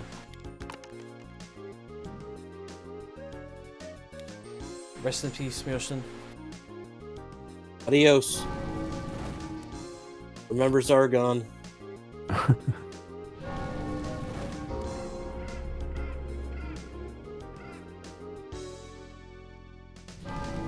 Good old Zargon. Experienced 39 deaths. No Chance in Hell cuts, and and Chris Jericho's music hits once again. The crowd's attention is immediately captured. With the microphone in hand, Chris Jericho stands at the center of the ring, ready to make a monumental announcement. Ladies and gentlemen, get ready for an unprecedented twist to the tag match at SummerSlam.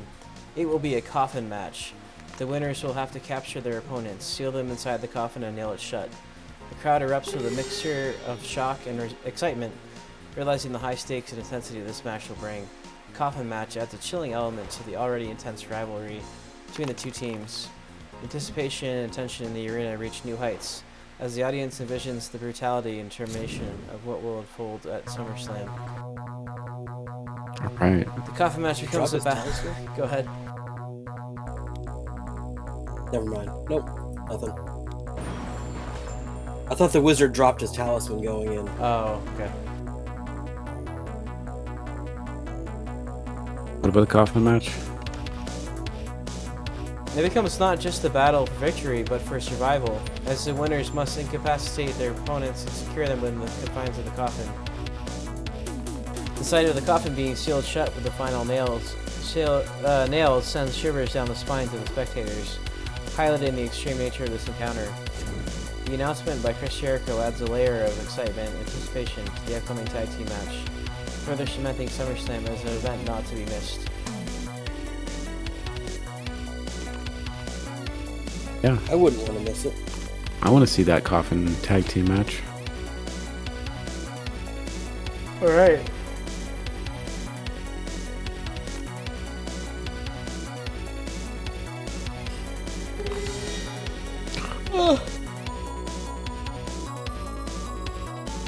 Can you ask you what their tag team's called?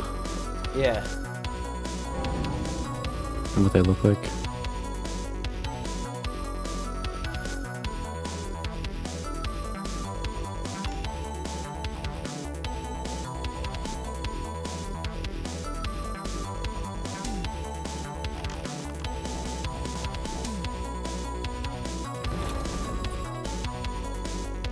He's done Guy that Fieri already. In a singlet. Yeah. I guess Steiner brother. Fred Durst, probably just in shorts. Yeah, he just wrestle, just like he does in SmackDown. Maybe a t-shirt. T-shirt, backwards baseball cap, Yep. baggy pants.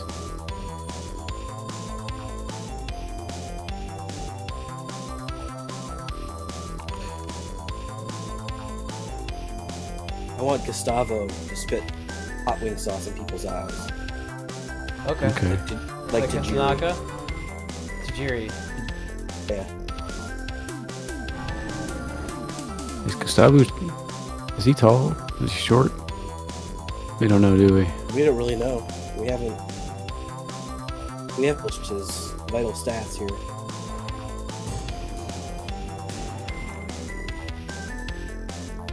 Okay.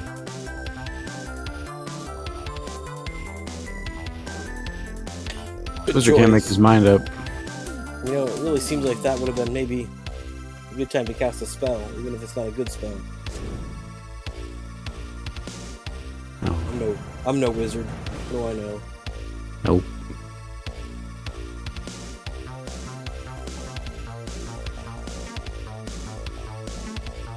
Should be burning through that deck for something to use.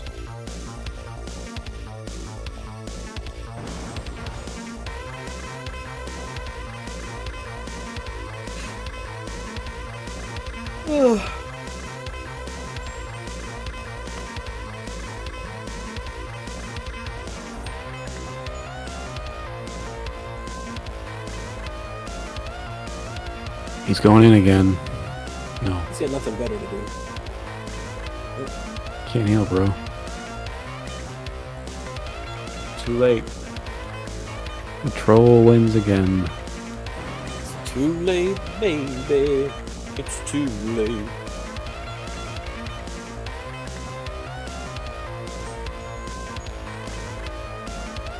There it is. I'm out. I'm gonna be the assassin next week. Oh, he's pulling out the big guns. Well, I've only got like 4 guns left, so Really? You've lost that many characters? I've lost that many characters.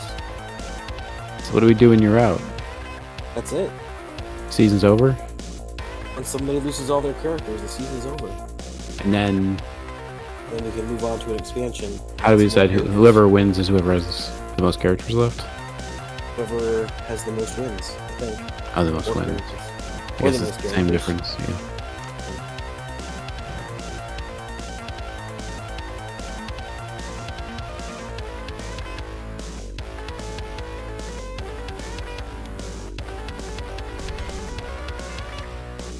Nah, I've got way more than that left. Stuff 7 guys left. Oh no, I took the thing! I clicked twice, many times. As the finale of SummerSlam approaches, the stage is set for the epic tag team match between Undead McMahon and Fred Durst. Facing off against... Vince Undead McMahon. Yeah. Facing off against Guy Fieri and Gustavo. To add a nostalgic touch, the legendary duo Godel JR and Jerry the King Lawler step up to provide captivating narration Alright. of the story unfolding in the ring.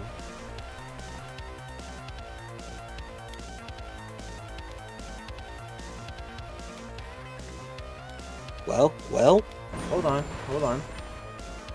these 2 young studs, 4 young studs, and 1 dead, 3 young studs and 1 dead stud. Entrances. Guy Fieri and Gustavo. Tag team name The Flavor Enchanters. Music, Thorn in My Side by Quicksand. I don't know Alright. that song. I don't know, is that real?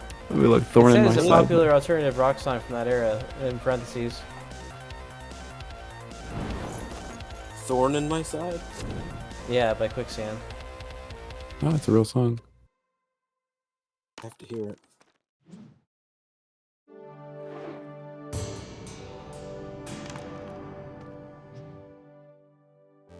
Alright, well, attire. Guy Fieri dons his signature flame-covered shirt, sunglasses, and spiky hair, while Gustavo appears in a mystical robe adorned with wing patterns, showcasing their unique personalities and roles in the team.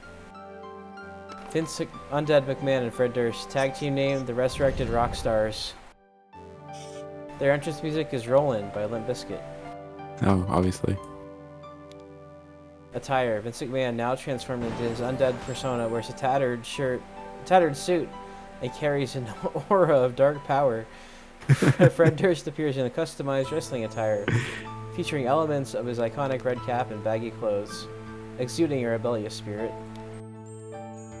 Narration. As the lights dim and music hits, good old JR and Jerry the King Lawler take their positions at the commentary booth, ready to deliver their expert analysis and colorful commentary.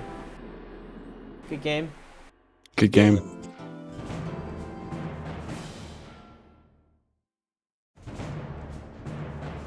Good old JR. Welcome, ladies and gentlemen, to the finale of SummerSlam. We've got a tag team match for the ages, with the Flavor Enchanters taking on the Resurrected Rock Stars. It's an evening filled with surprises, twists, and a coffin match awaiting us. Jerry the King Lawler. That's right, JR. It's a clash of culinary magic and undead power. Flavor Enchanters, Guy Fieri and Gustavo are here to bring the taste of victory, while the Resurrected Rock Stars, Vince McMahon and Fred Durst, aim to dominate with their twist of an alliance. Hee! Stage is set for a gripping showdown as good old JR and Jerry the King Lawler guide the audience through the thrilling action, providing insight, excitement, and their signature catchphrases. Puppies! Puppies!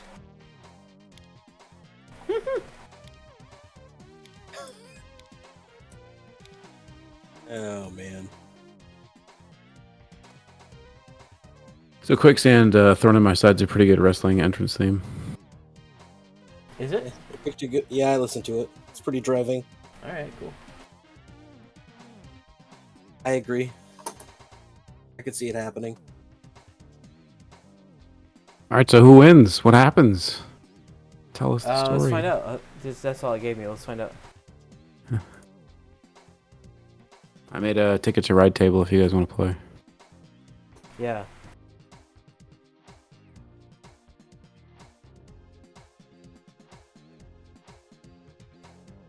Alright. We do a 1910 or regular? What's that? 1910 or regular? I can do 1910 if you want. It also has options for the mega game or the big cities. Do you want me to try either one of those? Yeah, let's do just one, like the regular game with one of those. Which one? The mega game or the big cities? I don't really care. Let's do the big cities. Okay. Oh, man.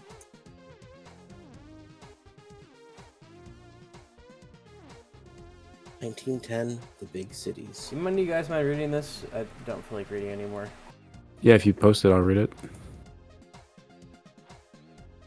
Oh, it's too long.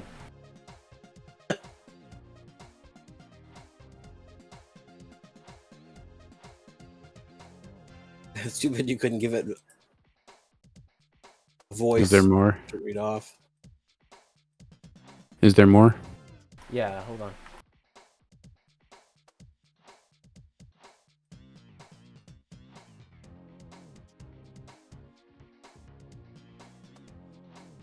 There you go. All right. Opening shot. The arena is packed with an electrified crowd, eagerly awaiting the tag team match.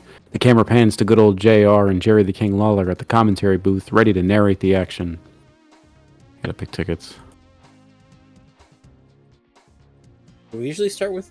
It's usually 3, right? Yeah. Big cities. This game is too fast for this. I know, it's hard to read this stuff. All right, good old JR. I can't do a voice. Says, folks, we're here at the grand finale of SummerSlam, and what a showdown we have tonight. It's the battle of flavors and the clash of the undead as the Flavor Enchanters go head-to-head against the Resurrected Rock Stars. This is gonna be a slobber knocker, King. Jerry the King Lawler. You're right, JR. We've got culinary magic on one side and supernatural power on the other. The Flavor Enchanters, Guy Fieri and Gustavo are looking to spice things up, but Vince, Undead McMahon, and Fred Durst are out to prove that they're the kings of the ring. Wow.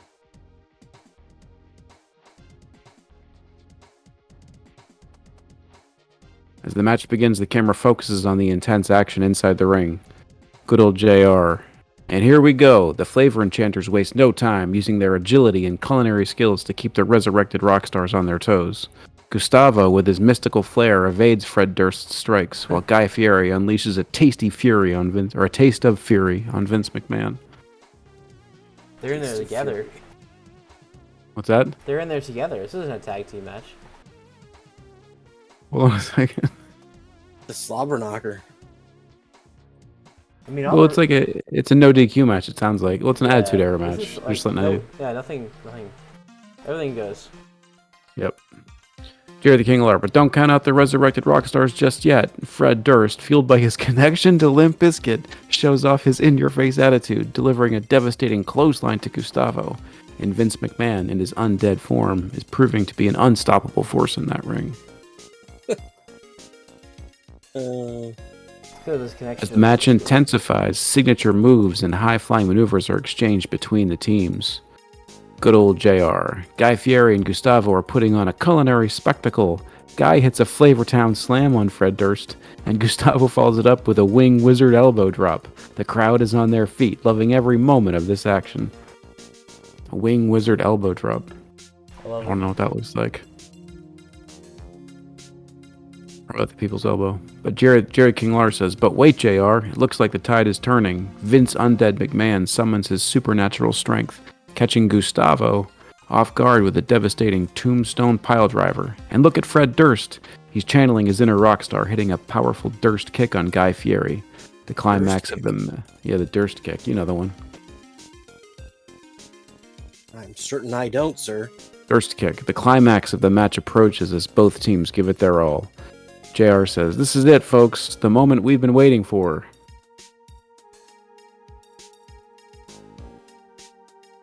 The resurrected Rockstars have Gustavo on the ropes, aiming to seal their victory. But wait, what's happening? My goodness, JR, the Flavor Enchanters make a miraculous comeback. Gustavo uses his mystical powers to create a gust of flavor-infused wind, stunning Vince Undead McMahon. Guy Fieri capitalizes on the opportunity, hitting his signature Flavortown twist on Fred Durst. Flavortown twist. It's a signature move. The crowd roars as Gustavo and Guy set their sights on victory. Good old JR. Gustavo and Guy are relentless. They're pulling out all the stops to secure this win. The Flavor Enchanters unleash their combined magic and athleticism, executing a breathtaking tag team finisher that leaves both Fred Durst and Vince McMahon down for the count. Jerry Lawler. They've done it, JR. The Flavor Enchanters have triumphed over the resurrected Rockstars. What a match. The crowd is on their feet, witnessing a historic moment here at SummerSlam. The camera pans to the victorious Flavor Enchanters, celebrating their hard-fought win. What a phenomenal tag team match we've just witnessed, King. The Flavor Enchanters have proved that culinary magic and teamwork can conquer even the undead. Nice. Absolutely, JR. Gustavo and Guy Fieri have served up a delicious victory tonight, leaving the resurrected Rockstars with a taste of defeat. SummerSlam will forever be remembered for this incredible showdown. No, this narration provided is purely fictional and intended for entertainment purposes. While it may not reflect real events, I hope it adds excitement and immersion to the narrative. It definitely does. It did. Yep. Thank you, ChatGPT. That's great. Oh, they won. They won. So, They did it. who do you think murdered Vince McMahon? Now, getting back to why we're here. We really should have asked Vince while he was up and moving. He's not really dead. Yeah, he's faking. asked He's questions definitely undead. To undead Vince McMahon? Or can he not really talk? I guess we could. We should get the mic. Just get the mic out. And be like, tell us who murdered you now. Like you lost. Can we say like there was a pre-match stipulation that Vince McMahon would reveal his murderer if he lost? Yeah. Okay.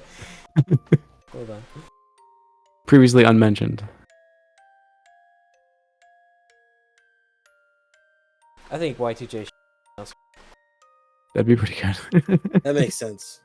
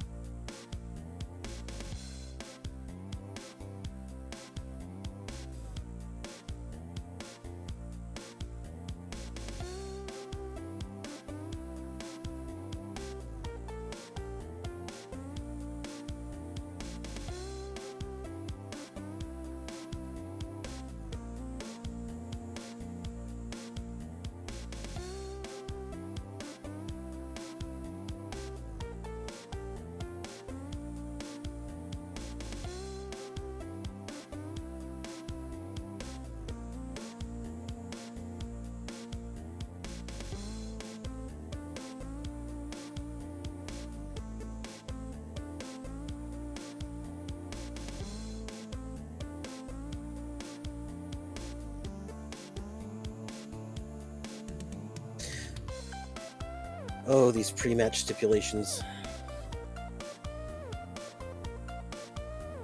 That's how they get you.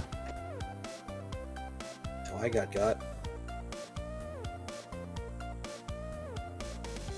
What was the pre-match stipulation that got you?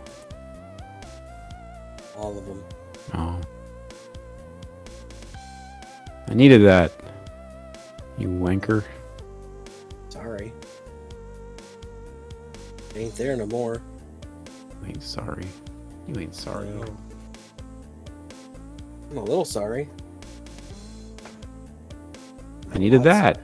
I don't like you guys. What did you need? That. Things that we're taking. Yeah, I needed that.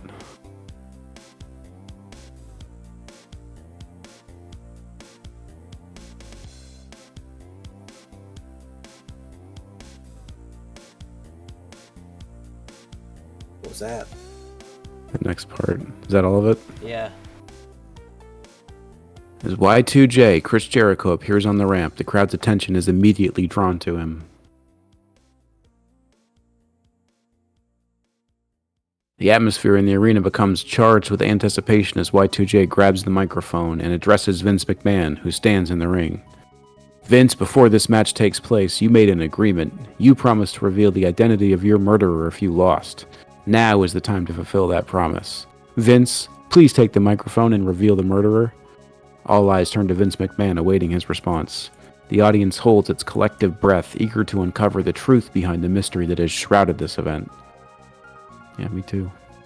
Yeah. Hang on.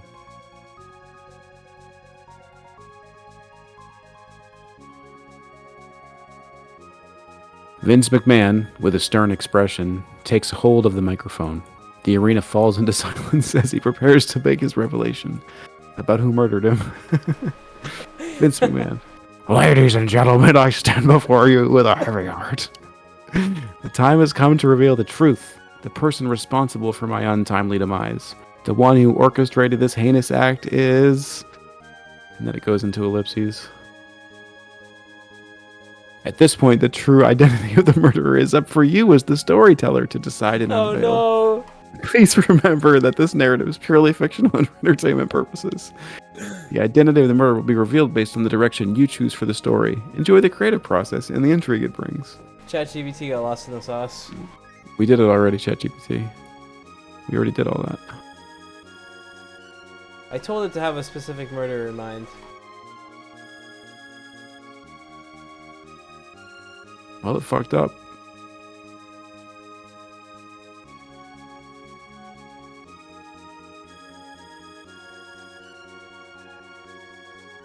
Let's say Stone Cold did it. Okay, hold on. He's got a predetermined one. I said ask nicely.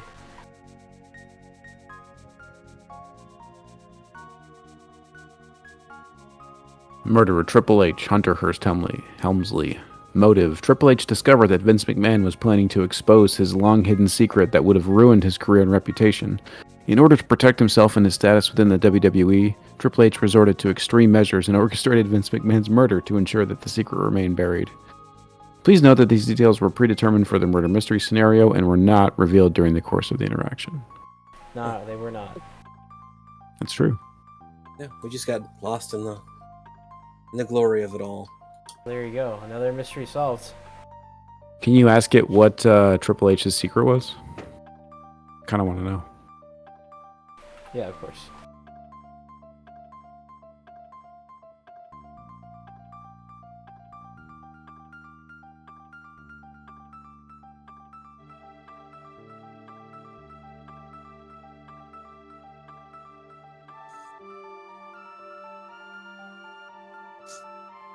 Also, Guy Fieri is undefeated at SummerSlam. That's Wow. true. Should book him against The Undertaker in WrestleMania. Alright, the secret of Triple H in this murder mystery scenario could be that he had been involved in a series of illicit activities behind the scenes of WWE. Oh man. I knew it. Such as manipulating match outcomes, bribing officials, or engaging in illegal business dealings. This secret could have significant consequences for Triple H's career and reputation if it were to be exposed, leading him to take drastic measures to prevent Vince McMahon from revealing it. Just vagaries. Vagaries. Pretty lame, ChatGPT. That was fun. Yeah, it was fun.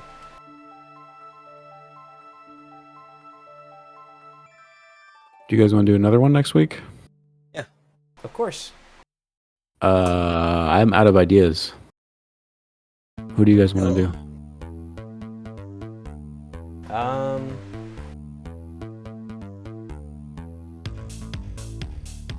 Roseanne? Okay. You could do Roseanne. I don't know, maybe not.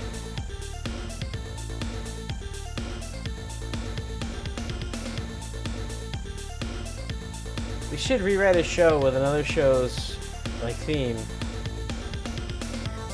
News radio. Let's say we could do like Young Sheldon and like Breaking Bad or something like that. There you go. I don't know anything about Young Sheldon. Me either. Me neither. But that's an example. It is an example. We could do Full House and Breaking Bad and see how Bob Saget, whatever his name was, Danny Tanner, how he would break bad. We could do Breaking Bad and Malcolm in the Middle. That'd be interesting. We could write an episode and just read it. Yeah, I could do that. Hal breaks bad. Who? Hal. From Malcolm in the Middle? Yeah. We could do that. And Reese is like the Jesse Pinkman. There you go. Isn't the older brother kind of that way already? I don't know, actually. I thought the older brother was sent away to military school and stuff. So. Yeah, he is.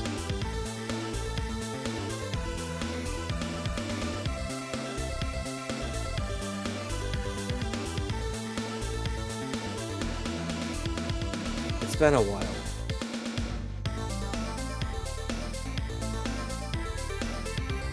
Oh, come on. These good gods.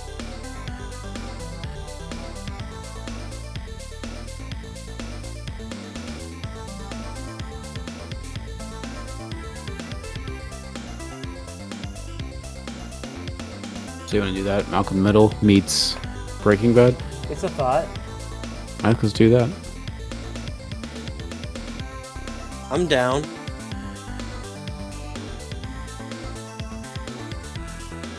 I feel like Malcolm would be more like... I guess maybe I don't know enough about Breaking Bad. But isn't Malcolm kind of the genius? Yeah, it's true. Reese just fucks everything up. So it's just Pinkman, though.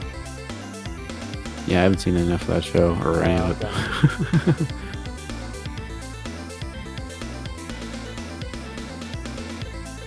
What were you complaining about? You're like, I need some good cars. You had 8 complete destinations. To expand my route, that's all. Oh, I see. I wish you get richer. Yeah. I couldn't get anything going, so I was trying to tank the game. Nah, it was pretty solid. Good game. Good game. Something different? Yeah, what do you want to do? We could do a Catan if you got time, or we could just do something short. I'll do one Catan. Okay.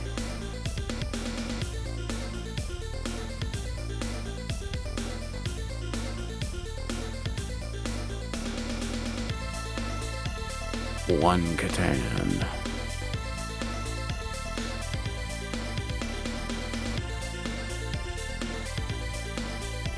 You there, Smelson?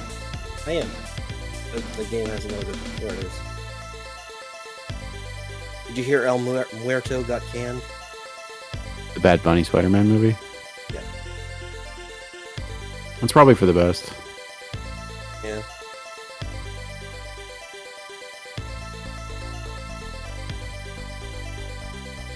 What is this? Move list? Oh, Guy Fieri's move list. Oh, man. Yeah, man. Okay. Alright, alright. Splash. Here's a list of his moves. The Flavortown Slam. Guy Fieri lifts his opponent high into the air and slams them down with a powerful impact, showcasing his strength and intensity. The Flavor Kick. A swift and precise roundhouse kick delivered by Guy Fieri, incorporating his agility and quick reflexes. Two things he's known for. Oh, I love number 5. That's a good one. Hang on. I wish Guy Fieri. Yeah. Let's say I wish one of them was just called like number 1. I used to order it. It's true. Here.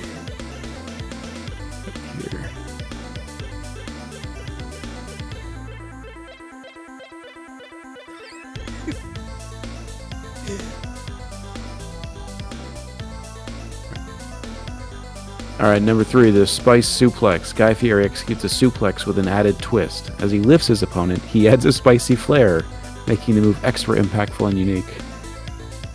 Wonder what that is. What's a spicy flair? Maybe just like a little move? You know, spicy flair. Like a little dance? Yeah, like a little dance. Like a little Right. Then he's got the Sizzle Splash. Guy Fieri climbs to the top turnbuckle and leaps off, crashing onto his opponent with a splash, sending waves of sizzling flavor through the ring. 5. Diners, Drive-Ins, and Dives Driver. I love it. Guy Fieri applies a modified powerbomb, showcasing his technical prowess and ability to lift and slam opponents with finesse. It just rolls off the tongue. Diners, Drive-Ins, and Dives Driver. Oh God, it's the Diners, Drive-Ins, and Dives Driver. All right, taste Ordering bud. up a number 5 with extra fries. Taste Bud Buster, a devastating maneuver where he's got a lot of signature moves. 10, okay. Where Guy Fieri strikes his opponent's head with a forceful knee, delivering a burst of flavor-infused impact. Flavortown Fist, Guy Fieri's signature punch. Hold on.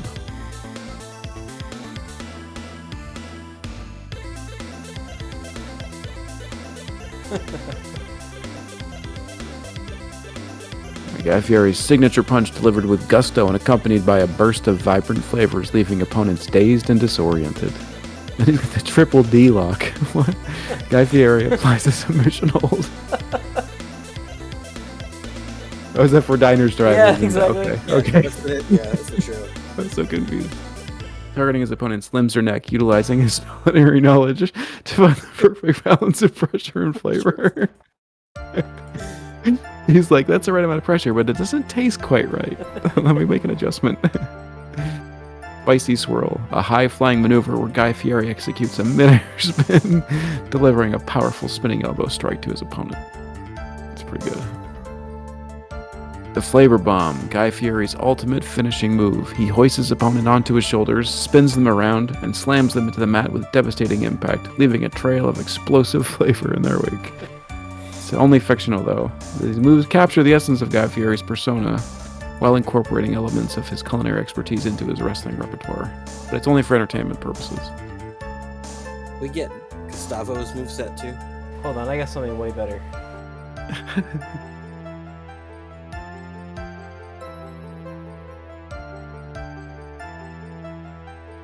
You want me to read this? If you would.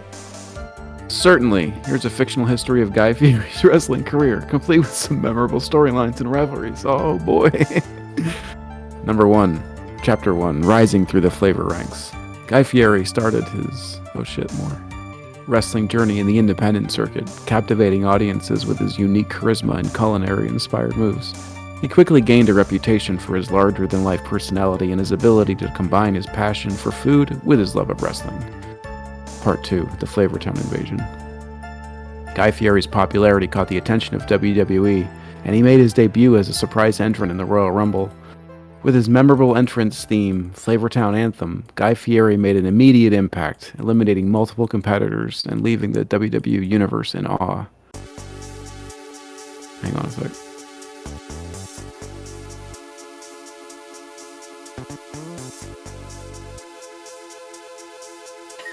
Part 3. Feud with the Food Critic. One of Guy's early rivalries involved a food critic who constantly criticized his wrestling style and claimed his moves lacked flavor. This led to a series of intense matches where Guy proved his critics wrong, defeating them with a mix of powerful maneuvers and signature culinary-inspired moves. Team Flavortown versus the Corporate Syndicate. Guy Fieri formed an alliance with fellow superstars who embraced their culinary personalities, forming Team Flavortown. They challenged the Corporate Syndicate, a group of arrogant and corporate-minded wrestlers who believed wrestling was all about profit and marketing. This clash of ideologies resulted in several intense tag team matches, with Guy and his team fighting to preserve the spirit and passion of wrestling. Alright, Chapter 5, The Flavortown Championship Reign. I just read number 6. Oh, you're ahead of me. Guy Fieri's meteoric rise led him to capture the Flavortown Championship, a title that represented his unique blend of flavor and wrestling prowess. During his championship reign, Guy defended his title against a variety of challengers, showcasing his in-ring abilities and becoming a beloved champion among fans. And then Part 6, the Flavortown Gauntlet. In a special event called the Flavortown Gauntlet, Guy Fieri faced a series of opponents, each with a different culinary-themed persona. From the gourmet grappler to the spicy samurai, Guy triumphed over each competitor, proving his versatility and adaptability inside the squared circle. Man. Part 7, the Ultimate Flavor Showdown. Guy Fieri's biggest rivalry culminated in a high-stakes match against his arch-nemesis, the Taste Destroyer. He would hate that guy.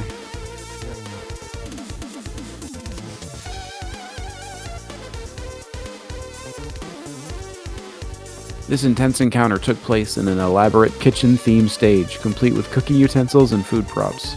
Guy and the Taste Destroyer engaged in an epic battle, incorporating culinary-inspired moves and kitchen gadgets, providing an unforgettable showdown for the WWE Universe.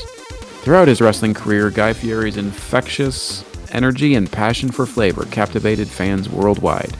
His unique blend of charisma, culinary knowledge, and in-ring abilities made him a beloved figure in the wrestling community. The wrestling industry, leaving a lasting impact on the sport. Wow, what a career. You really did a lot. Can we find out who the other members of the Team Flavortown were? Yeah, but do you want Gustavo's move list first? Either one. If you've got Gustavo's move list, I'd be interested. Yeah, I got it.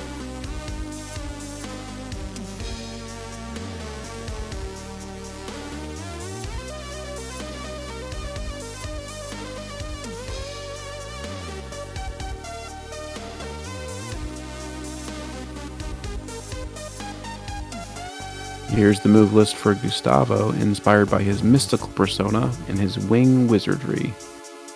He's got the Wing Whirlwind, where Gustavo spins rapidly, utilizing his mystical powers to create a swirling vortex of energy. As his opponents are caught in the whirlwind, they become disoriented and are susceptible to follow-up attacks. Right. He also uses the Winged Strike. I think ChatGPT forgot that the Wing Wizard does buffalo wings. Doesn't have physical wings. Oh, right.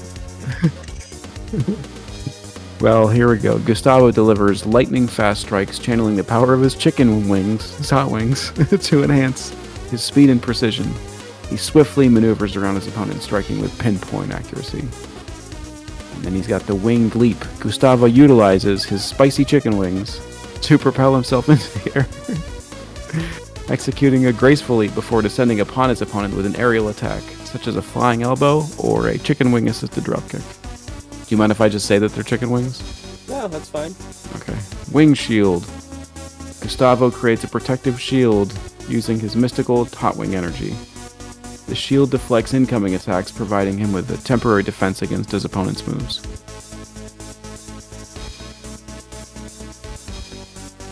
Wing Blast. Gustavo summons gusts of wind from his hot wings, directing them towards his opponents. The force of the wind can push them back, disrupt their balance, or even knock them down, creating openings for Gustavo to capitalize on. So that's what they used to defeat Vince Undead McMahon. What, the Wing Blast? Yeah. That's right, where is that? It makes sense now. It's good storytelling. Wing Lock. Gustavo applies a submission hold that focuses on his opponent's arm or leg. By entangling them with his chicken wings, he can immobilize and weaken his adversaries, showcasing his technical prowess and mystical abilities.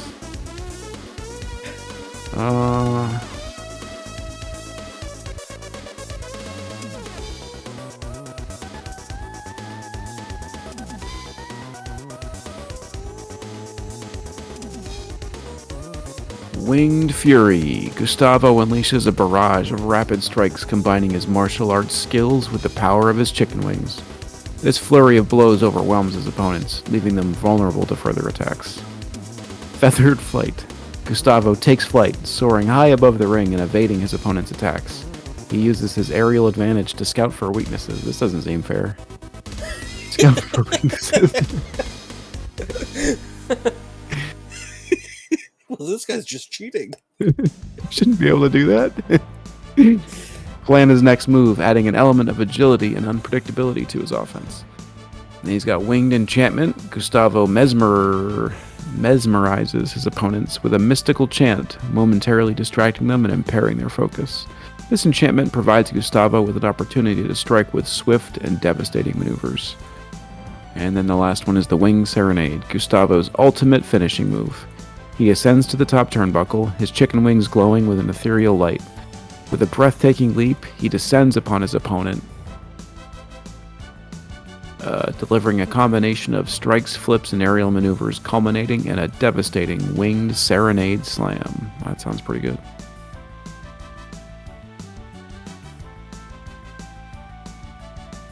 Oh, here we go.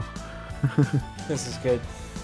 Alongside Guy Fieri, Team Flavortown consisted of several charismatic and culinary-inspired superstars during their tenure.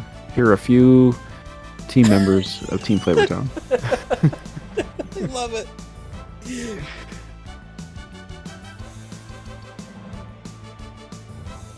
We've got Bobby the Spice Sensation Filet. Known for his fiery personality and expertise in spice blending. Hang on. Bobby Flay brought it to the wrestling ring. With his signature move, the Flay Flambe, he sets opponents ablaze with a burst of fiery intensity. Second, Rachel, the saucy Siren Ray. Rachel Ray joined Team Flavortown with her infectious energy and love for saucy flavors. Her dynamic in-ring style combined agility with a saucy attitude. Her finisher, the Ray Roast, involved a high-flying maneuver followed by a powerful impact. Keep going. Hold on. It's my turn. Emerald, the Bam Master Legacy. For his catchphrase, BAM, and his ability to kick up the flavor, Emerald Legacy brought his culinary showmanship to the ring. He wowed audiences with his energetic personality, and innovative moveset, including the BAM Slam, a powerful slam delivered with flair. Olive, the Southern Belle Dean. Paula Dean added her Southern charm and comfort food expertise to Team Flavortown. Known for her deliciously indulgent recipes, she showcased her strength and resilience in the ring. Her finisher, the Southern Smackdown, involved a powerful body slam that left opponents reeling.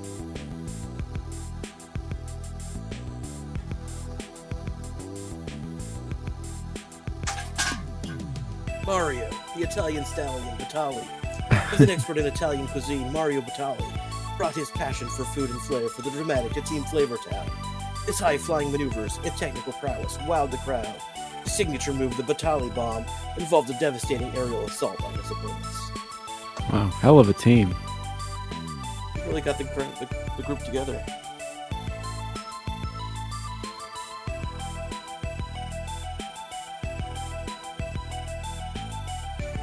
What happened now? Oh, his moves.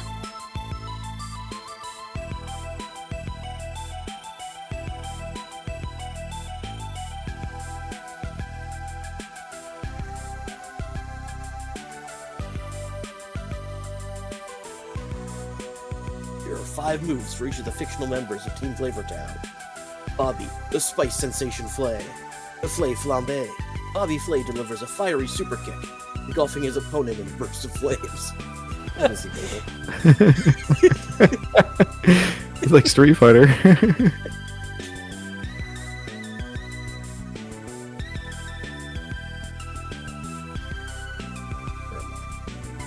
The spicy suplex. Flay executes a powerful suplex, adding an extra spice-filled impact to the move. The flavorful forearm. Flay charges at his opponents, delivering a devastating forearm strike with a unique blend of spice-infused power. The Spice Blend Backbreaker. Flay lifts his opponents onto his shoulders and executes a backbreaker, emphasizing the impact with a twist of spice-infused strength. And 5, the fiery finisher, the Inferno Griddle. Flay lifts his opponent onto his shoulders, spins them around, and slams them onto an imaginary fiery griddle, symbolizing the sizzling intensity of his finishing move. That's wonderful. Too much alliteration going on. There's a lot there. A lot.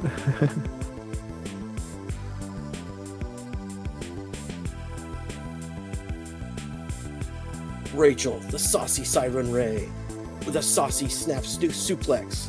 Rachel. Suplex. Saucy snap suplex. Rachel Ray swiftly snaps her opponent down with a suplex, infusing the move with her signature saucy attitude. 2. The flavorful flurry. Ray delivers a rapid series of strikes, incorporating quick punches, kicks, and elbows, showcasing her agility and saucy style.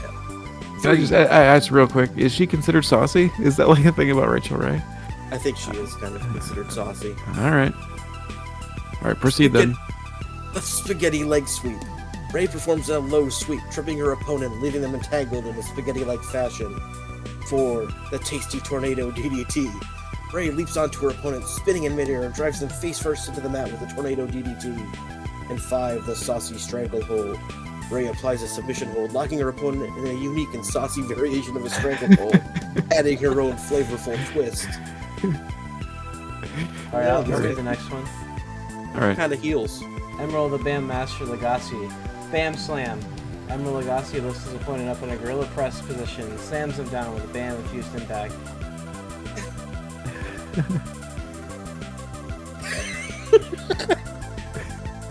I like the next one. Flavorful Fisticuffs. Legacy delivers a series of rapid punches, each one punctuated with his signature catchphrase, BAM! Bam! Bam! Bam! Bam! Bam!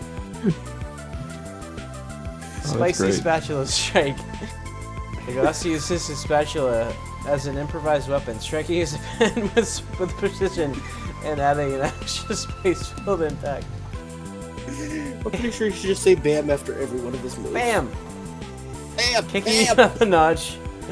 Legacy unleashes a powerful roundhouse kick, emphasizing his trademark flair and BAM-filled intensity. Spicy Stunner. Legacy delivers a Stone Cold Stunner, but with an added BAM! That leaves opponents stunned both physically and emotionally. I'm sorry. I can't believe he bammed me. He BAMmed me! Oh, that's great.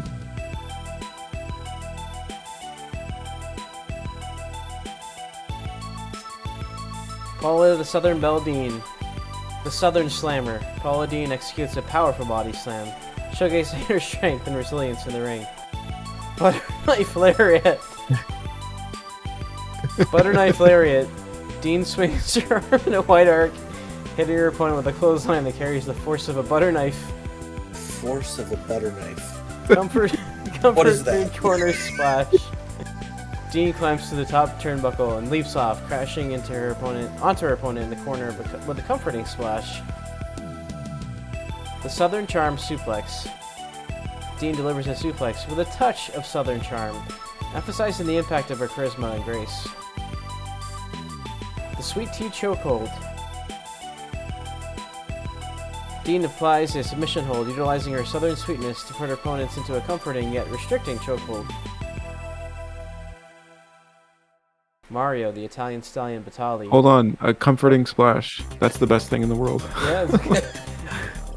They're like, ah. I'm in a chokehold, that's but pretty nice. I'm comforted. This isn't so bad. All right, go ahead, Mario. The pass to power bomb.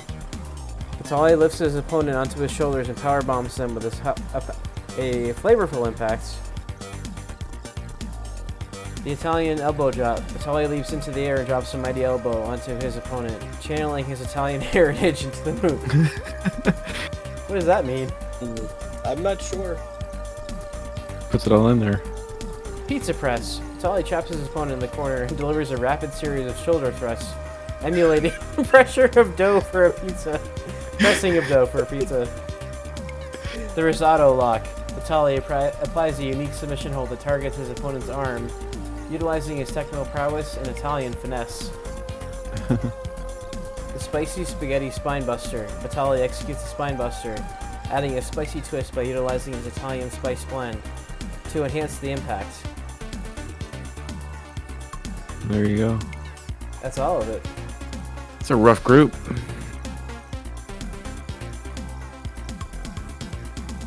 They seem like rule breakers. Dough for a pizza. Good game.